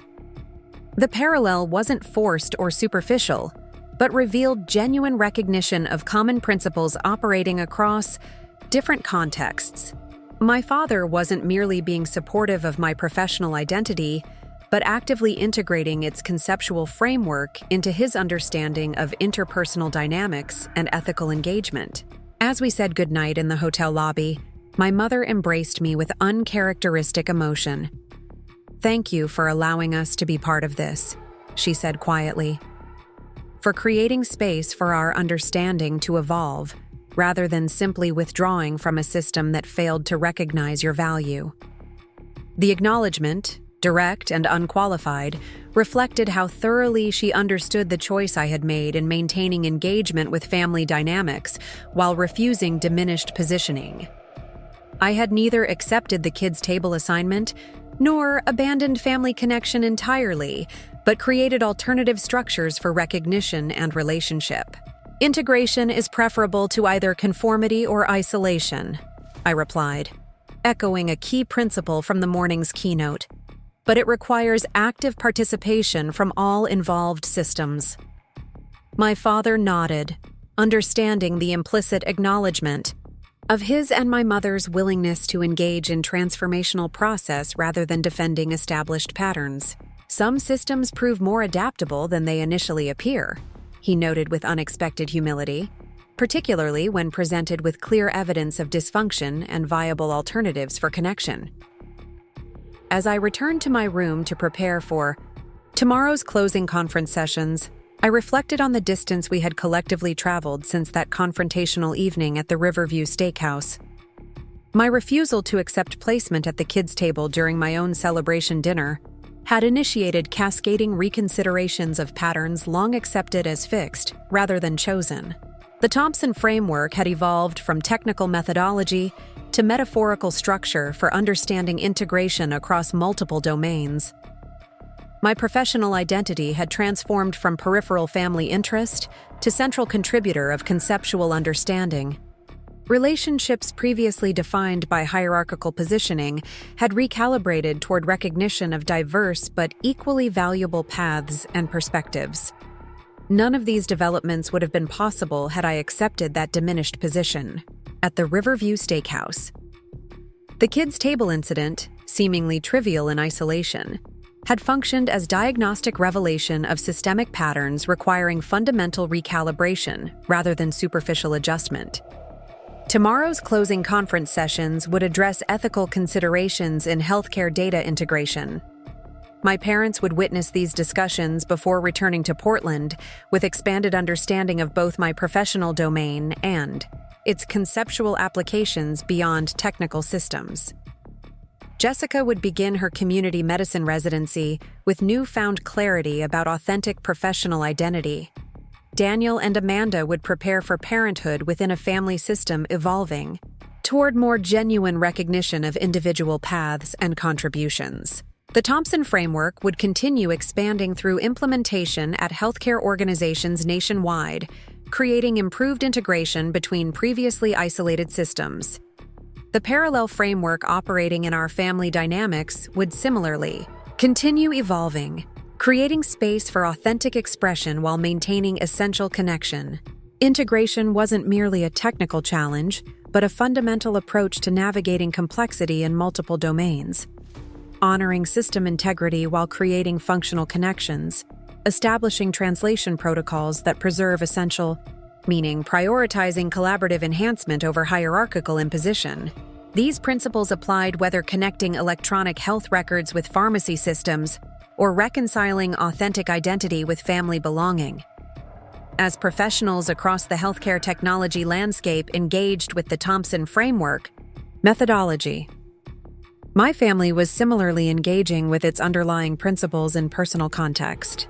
Both technical systems and family dynamics were evolving toward more effective integration, maintaining essential function while developing meaningful connectivity across previously isolated domains. The kids' table incident had catalyzed this evolution by making visible what had previously operated without examination.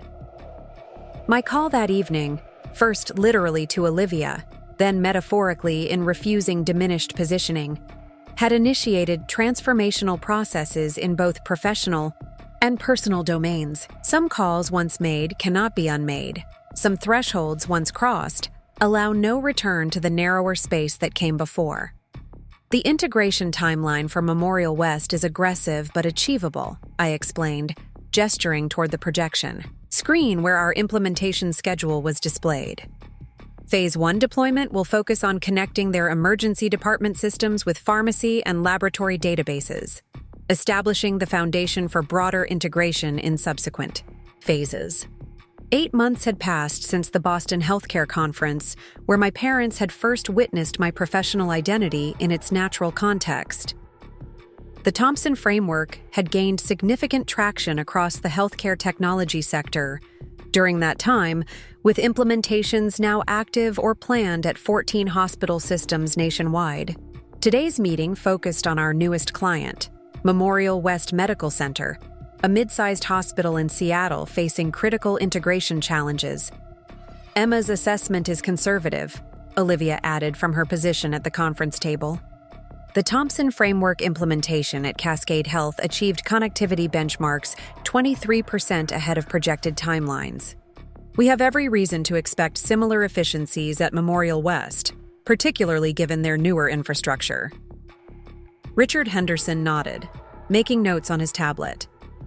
The board is particularly interested in this implementation. Memorial West's parent organization operates 17 hospitals across the Northwest. Success here could position us for broader engagement across their network. As the meeting progressed through technical specifications and resource allocations, I found myself simultaneously engaged with the immediate discussion and aware of how profoundly my professional positioning had evolved. The Thompson framework was no longer merely a methodology I had developed, but an established approach being adopted across the healthcare sector. My expertise wasn't questioned or qualified, but actively sought and amplified. After the meeting concluded, I returned to my office to find Jessica waiting, a garment bag draped carefully over the visitor chair. Her community medicine residency had begun 3 months earlier, the rigorous schedule leaving limited time for family gatherings or personal connections. Her unexpected appearance in the middle of a weekday signaled something significant.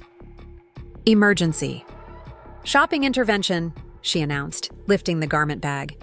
Mom mentioned you haven't had time to find something for Daniel and Amanda's baby shower this weekend. I glanced at my calendar, wincing slightly at the reminder. Between the Cascade Health implementation, onboarding Memorial West, and preparing for next month's Healthcare Technology Summit in Chicago, personal obligations had repeatedly shifted to secondary priority.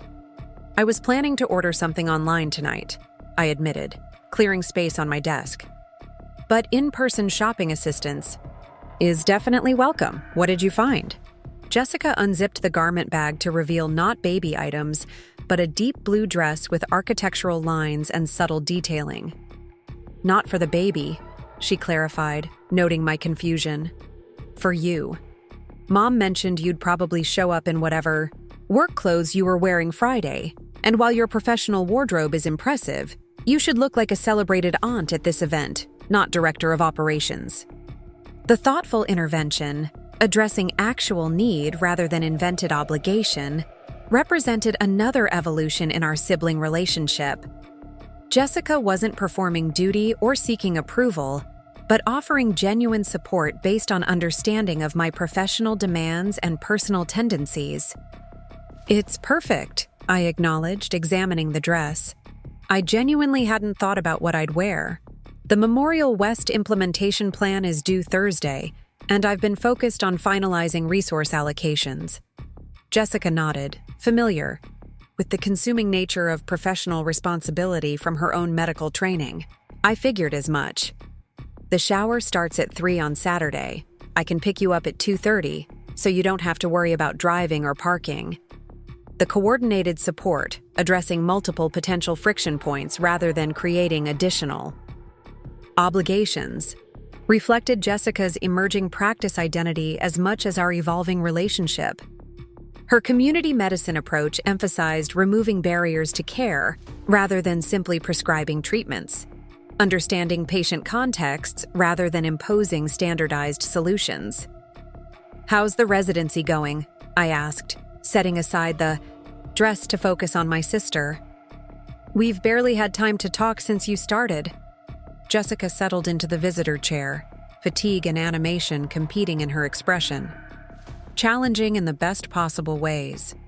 The community clinic serves incredibly diverse populations, linguistic barriers, cultural differences, wide-ranging health literacy levels. Every day requires adapting communication and care approaches to specific patient contexts. Integration challenges in human, rather than technical systems," I observed, noting the parallel to my own work. "Exactly," she agreed. "Actually, I've been meaning to talk with you about that. Some of the principles from your framework have direct applications to community healthcare delivery. The emphasis on preserving system integrity while creating functional connections applies perfectly to respecting cultural health practices while integrating evidence-based medicine. The professional exchange, each of us recognizing and engaging with the substance of the other's domain, represented profound evolution from our historically parallel but disconnected paths. We weren't performing prescribed sibling roles, but genuinely connecting through shared intellectual engagement with complex systems challenges.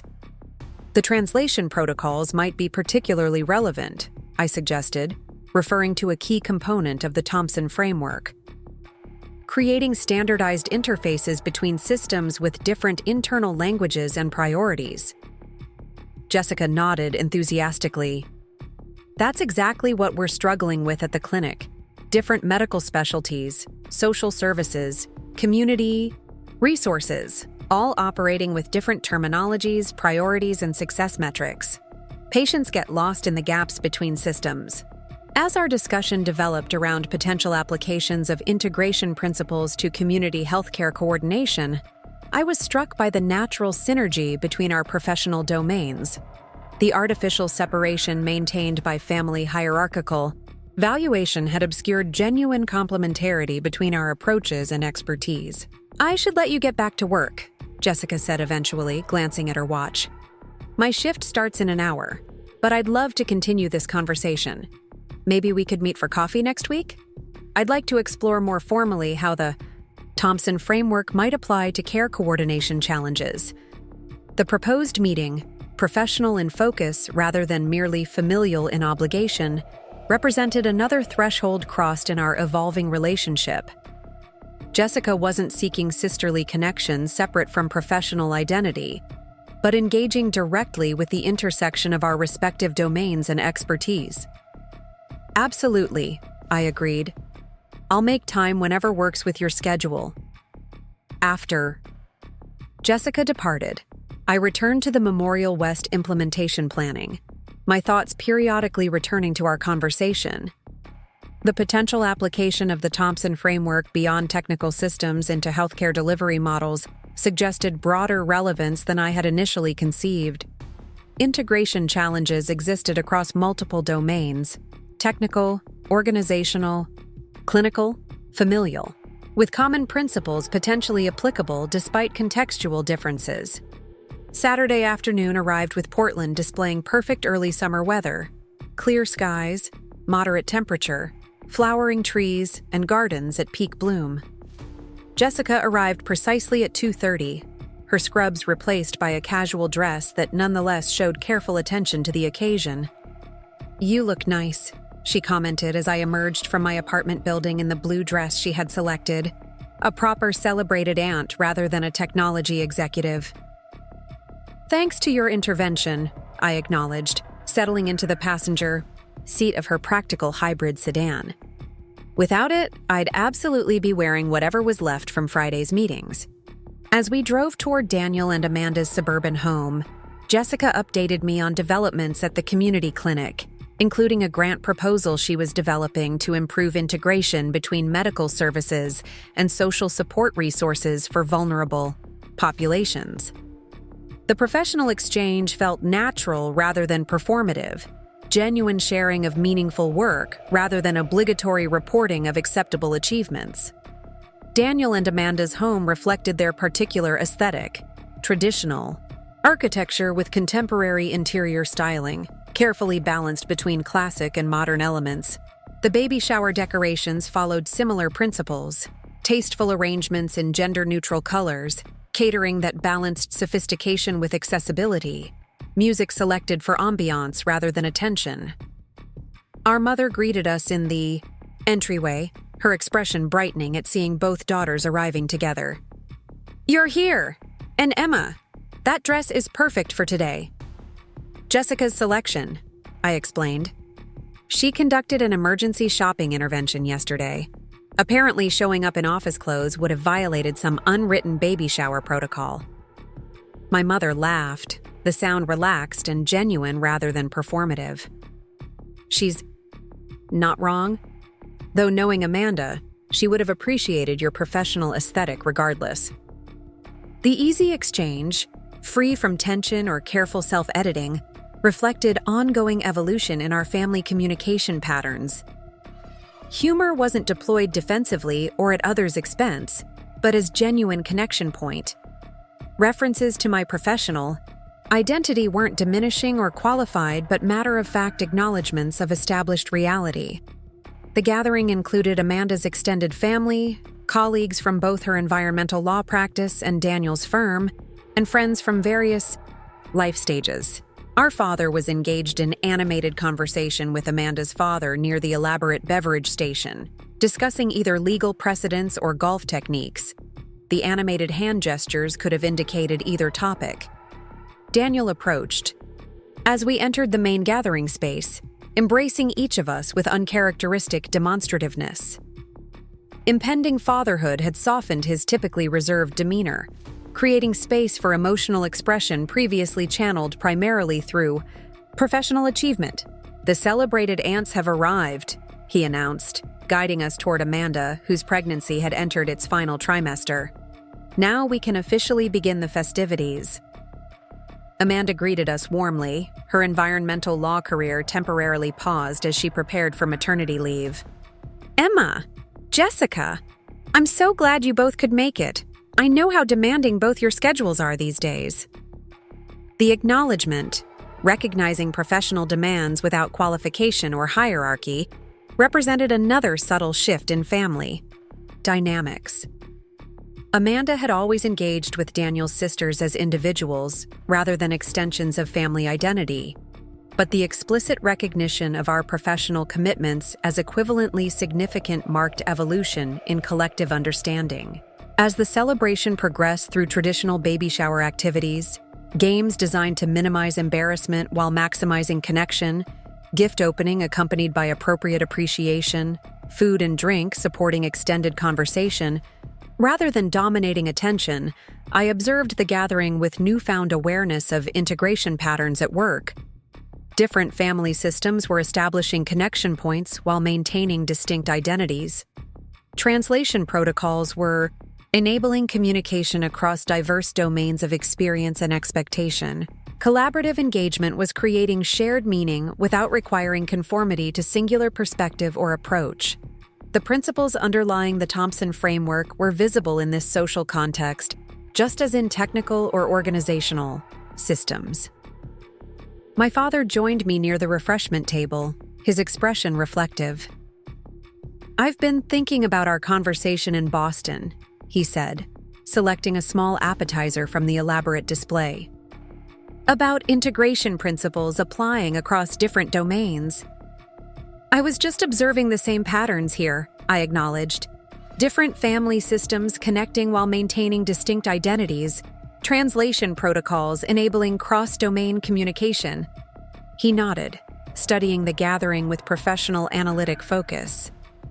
"Daniel and Amanda are creating new integration challenges with this child, connecting disparate family cultures, balancing professional and parental identities, establishing translations between their experience and a new generation's perspective."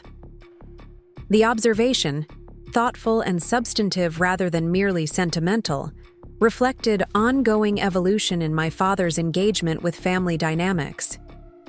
Robert Thompson was applying intellectual rigor to interpersonal systems, recognizing patterns and principles that transcended specific domains of application. "They seem well equipped for the challenge," I noted, watching Daniel and Amanda coordinate seamlessly as they welcomed late-arriving guests while managing gift display and refreshment flow. "They have better models than we provided initially," my father acknowledged with unexpected candor. "The restructuring we've undertaken since the kids' table incident has created templates for more effective integration of individual identity with family belonging." The direct reference, naming the catalytic moment without qualification or defensiveness, demonstrated how thoroughly it had been incorporated into our family's understanding of evolutionary trajectory. The kids' table incident wasn't dismissed as overreaction or excess, but recognized as necessary revelation of systemic patterns requiring fundamental recalibration. "Speaking of integration models," my father continued, "your mother mentioned Jessica visited your office yesterday. Something about applying the Thompson framework to community healthcare coordination?" The question reflected genuine interest, rather than performative attention. Substantive engagement with the intersection of his daughter's professional domains, rather than superficial acknowledgement of appropriate achievement. Robert Thompson was actively exploring connections between previously siloed areas of family expertise and contribution. "We're meeting next week to discuss potential applications," I confirmed. "The framework's principles translate surprisingly well to clinical coordination challenges, particularly in community medicine contexts, with diverse patient populations and fragmented service delivery systems." My father nodded thoughtfully. "I'd be interested in joining that conversation, if appropriate. Some of the healthcare policy cases our firm handles involve similar integration challenges between clinical, administrative, and regulatory domains." The request, tentative and boundary-respecting rather than presumptive, represented another evolutionary step in our family's professional interconnections. My father wasn't asserting authority or claiming superior expertise, but offering relevant perspective while acknowledging the primacy of his daughter's professional domains. "I think that would be valuable," I agreed.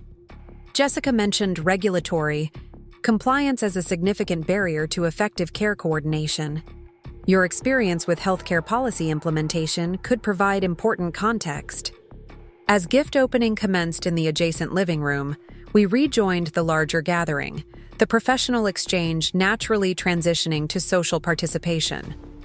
Amanda unwrapped presents with genuine appreciation. Daniel recorded gifts and givers for thank you notes, and assembled friends and family offered appropriate enthusiasm for each item revealed. My gift, a carefully selected collection of children's books emphasizing diverse perspectives and scientific curiosity, received particular appreciation from Amanda.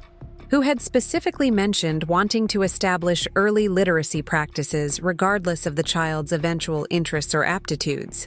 "These are perfect, Emma," she said, examining the thoughtfully curated selection. "Engaging without being prescriptive, diverse without being tokenistic. Exactly what I was hoping for. The specific, substantive appreciation, recognizing thoughtful intention rather than merely acknowledging acceptable contribution, reflected Amanda's consistent engagement with family members as individuals rather than roles. Her integration into the Thompson family had accelerated certain evolutionary processes, providing external perspective on established patterns and demonstrating alternative approaches to connection and communication. As the formal celebration transitioned to casual conversation groups, Jessica joined my mother and me near the sunroom windows overlooking Daniel and Amanda's carefully designed garden space. The three Thompson women, traditionally positioned in hierarchical relation within family structure, now engaged as individuals with distinct but equally valued perspectives and contributions. "Daniel seems to be approaching fatherhood with characteristic thoroughness," Jessica observed, watching. "My brother organized gifts into categories that likely reflected some internally logical classification system. I'm guessing he has spreadsheets for everything from pediatrician selection criteria to college savings projections. Complete with color coding and conditional formatting," I agreed, the observation affectionate rather than dismissive. "His organizational tendencies will serve them well in managing the logistics of early parenthood." My mother nodded, her expression reflective. "Each of you approaches challenges through different frameworks, bringing distinct strengths to complex situations. Daniel's structured planning, Jessica's people-centered adaptability, Emma's systems-level integration perspective, all valuable approaches depending on context. The assessment, recognizing complementary strengths without imposing hierarchical valuation, demonstrated how thoroughly our family's perspective had evolved. Linda Thompson wasn't positioning one child's approach as superior or another's as secondary, but acknowledging distinct but equally valuable contributions to collective understanding. "I've been thinking about those complementary perspectives in relation to the Thompson framework applications we discussed yesterday," Jessica said, turning toward me. "Clinical coordination requires both structured protocols and adaptive responsiveness to individual patient contexts. The integration challenge involves honoring both systematic approaches and personalized adaptation, which parallels the core framework principle of preserving system integrity while creating functional connections," I noted, engaging with the conceptual application. "Standardized protocols provide necessary structure, but effective implementation requires adaptation to specific contexts and needs." Our mother followed this exchange with evident interest, neither dismissing technical discussion as peripheral to social occasion, nor attempting to redirect toward more traditionally appropriate topics. Linda Thompson was actively engaging with her daughter's professional dialogue, recognizing its substance and significance rather than positioning it as secondary to familial or social concerns. "Your father mentioned joining your discussion about healthcare applications," she noted. "His experience with regulatory compliance might provide useful context for addressing policy barriers." "That's what I was thinking," I confirmed. "The legal frameworks governing healthcare integration create additional complexity beyond technical or organizational challenges. Dad's perspective could help identify potential pathways through regulatory constraints. The collaborative professional planning, each family member contributing domain-specific expertise to shared challenge, represented extraordinary evolution from our historical patterns of siloed achievement and hierarchical valuation. We weren't performing prescribed family roles, but engaging authentically at the intersection of our respective knowledge domains and experiences." As the afternoon progressed, I found myself in conversation with Amanda's mother, a retired education administrator with particular interest in technology integration in classroom settings. Our discussion naturally evolved from polite small talk to substantive exchange about challenges in connecting educational technologies with pedagogical approaches, another domain where integration principles from the Thompson framework had potential application. The resistance often comes from perceived threats to established teaching methods, she explained, describing implementation challenges she had faced before retirement. Technical systems are actually more adaptable than human systems in many cases. People interpret change as implicit criticism of current practice rather than enhancement of capability. That parallels what we see in healthcare integration, I acknowledged. Technical connectivity is often simpler to establish than organizational or cultural integration. The Thompson framework addresses this through staged implementation, demonstrating enhanced capability in limited contexts before expanding to broader application. Our conversation continued exploring parallels between educational and healthcare, technology integration, finding common principles across seemingly distinct domains. The exchange wasn't merely polite interest or social obligation, but genuine intellectual engagement with complex systems challenges, connecting professional expertise across traditional boundaries.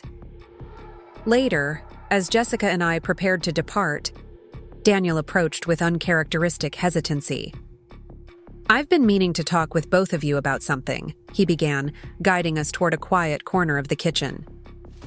"Amanda and I have been discussing childcare arrangements for when she returns to her practice." Jessica and I exchanged glances, uncertain where this conversation was heading, but recognizing its significance from Daniel's manner. My brother typically approached practical matters directly, without preamble or uncertainty. This unusual hesitancy signaled something beyond logistical planning. "We've been considering options beyond traditional daycare," he continued, "including family involvement in a structured but flexible arrangement. Specifically, we were wondering if you might both be interested in regular engagement with your niece or nephew, not as occasional visitors, but as consistent presences in their development." The request, carefully phrased to respect professional commitments while creating space for meaningful family connection, represented another evolutionary step in our relationships. Daniel wasn't assuming availability or imposing obligation, but inviting collaborative development of integration between professional identity and family engagement. "What are you envisioning?" Jessica asked, her clinical training evident in the clarifying question rather than immediate response. "Not daily childcare," Daniel clarified immediately. "We recognize your professional commitments are substantive and significant, but perhaps regular scheduled time, whatever works within your existing obligations, where you would engage with the child specifically as aunts, bringing your unique perspectives and expertise. You want your child to benefit from diverse approaches and viewpoints," I summarized, understanding the underlying intention. "Not just parental influence, but broader family perspectives." Daniel nodded, relief evident as we engaged with the substance rather than surface of his request. "Exactly. Amanda and I can provide certain frameworks and experiences, but we're limited by our specific professional and personal perspectives. We want our child exposed to different approaches and worldviews, Jessica's community health orientation, your systems integration perspective, mom's educational background, dad's analytical framework." The request reflected profound evolution in family valuation, recognizing diverse expertise as complementary rather than hierarchical, seeking integration of different perspectives rather than conformity to singular approach. Daniel wasn't positioning any family member's contribution as primary or secondary, but acknowledging distinct and equally valuable inputs to child development. "I'd be honored," Jessica responded immediately, her expression reflecting genuine engagement rather than obligatory acceptance. "My schedule has consistent patterns despite its intensity. We could establish regular times that work within those parameters." "Same," I agreed. "The implementation projects have predictable cycles. With advanced planning, I could establish consistent engagement periods that wouldn't be disrupted by professional demands. The collaborative problem-solving, addressing practical constraints while affirming shared intention, represented another application of integration principles in family context. We were preserving authentic professional identity while creating meaningful connection, establishing protocols that honored both individual integrity and collective engagement. As Jessica and I finally departed, the afternoon sun casting long shadows across Daniel and Amanda's carefully maintained garden, I reflected on the distance our family had traveled since that confrontational evening at the Riverview Steakhouse. The kids' table incident had catalyzed transformation far beyond immediate seating arrangements, initiating cascading recalibrations of understanding and relationship across multiple dimensions of family interaction. Professional identities previously positioned in hierarchical relation were now recognized as complementary contributions to collective knowledge. Individual paths were valued on their own terms, rather than compared against prescribed metrics of success.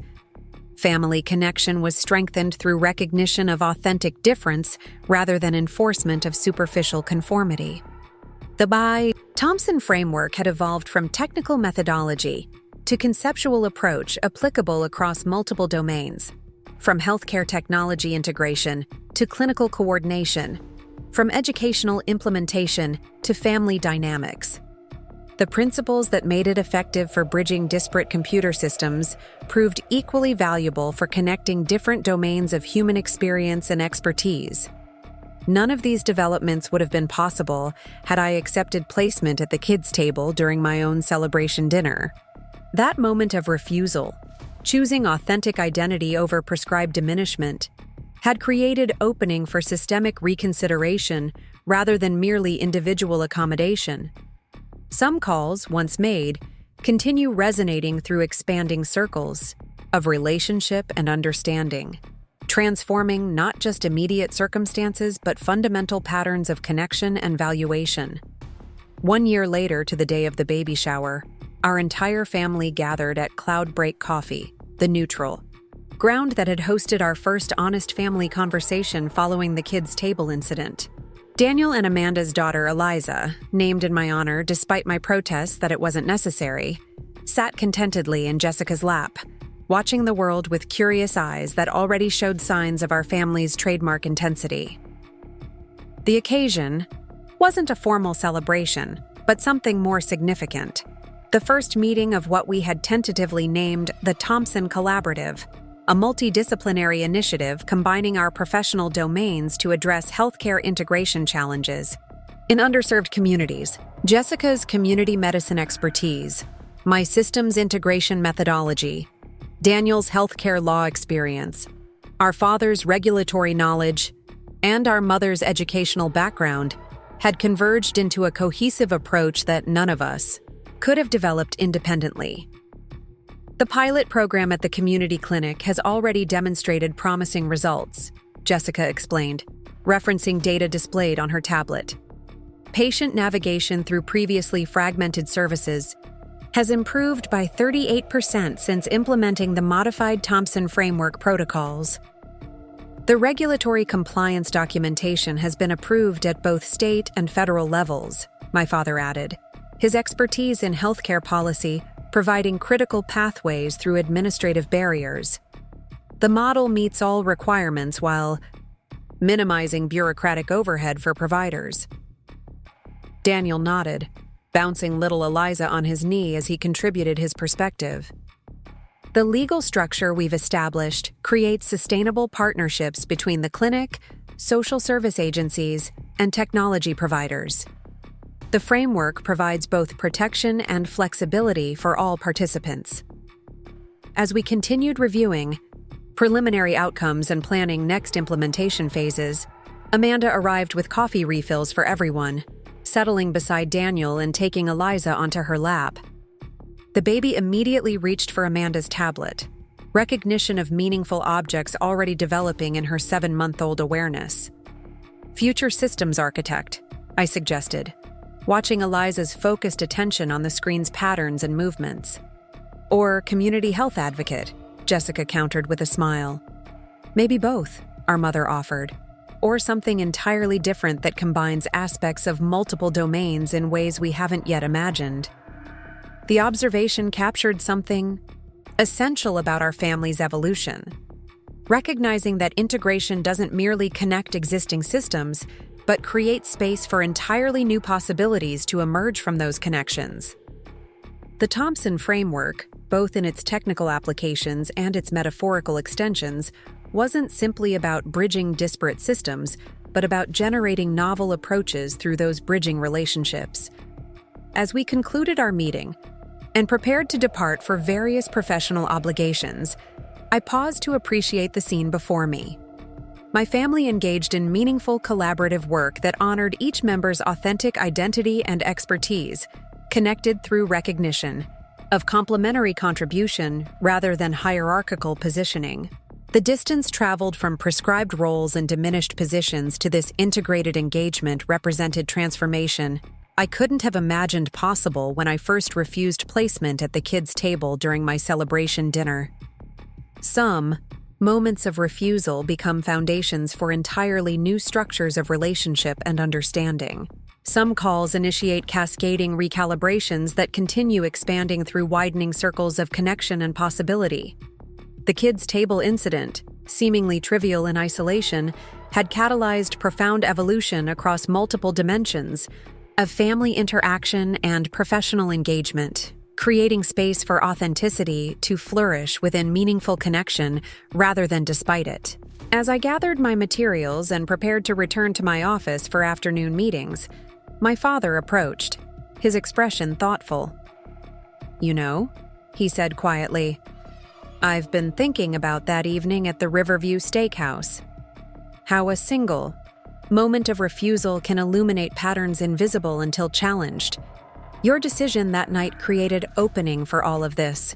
He gestured toward our family, now engaged in casual conversation as they prepared to disperse. "To become possible."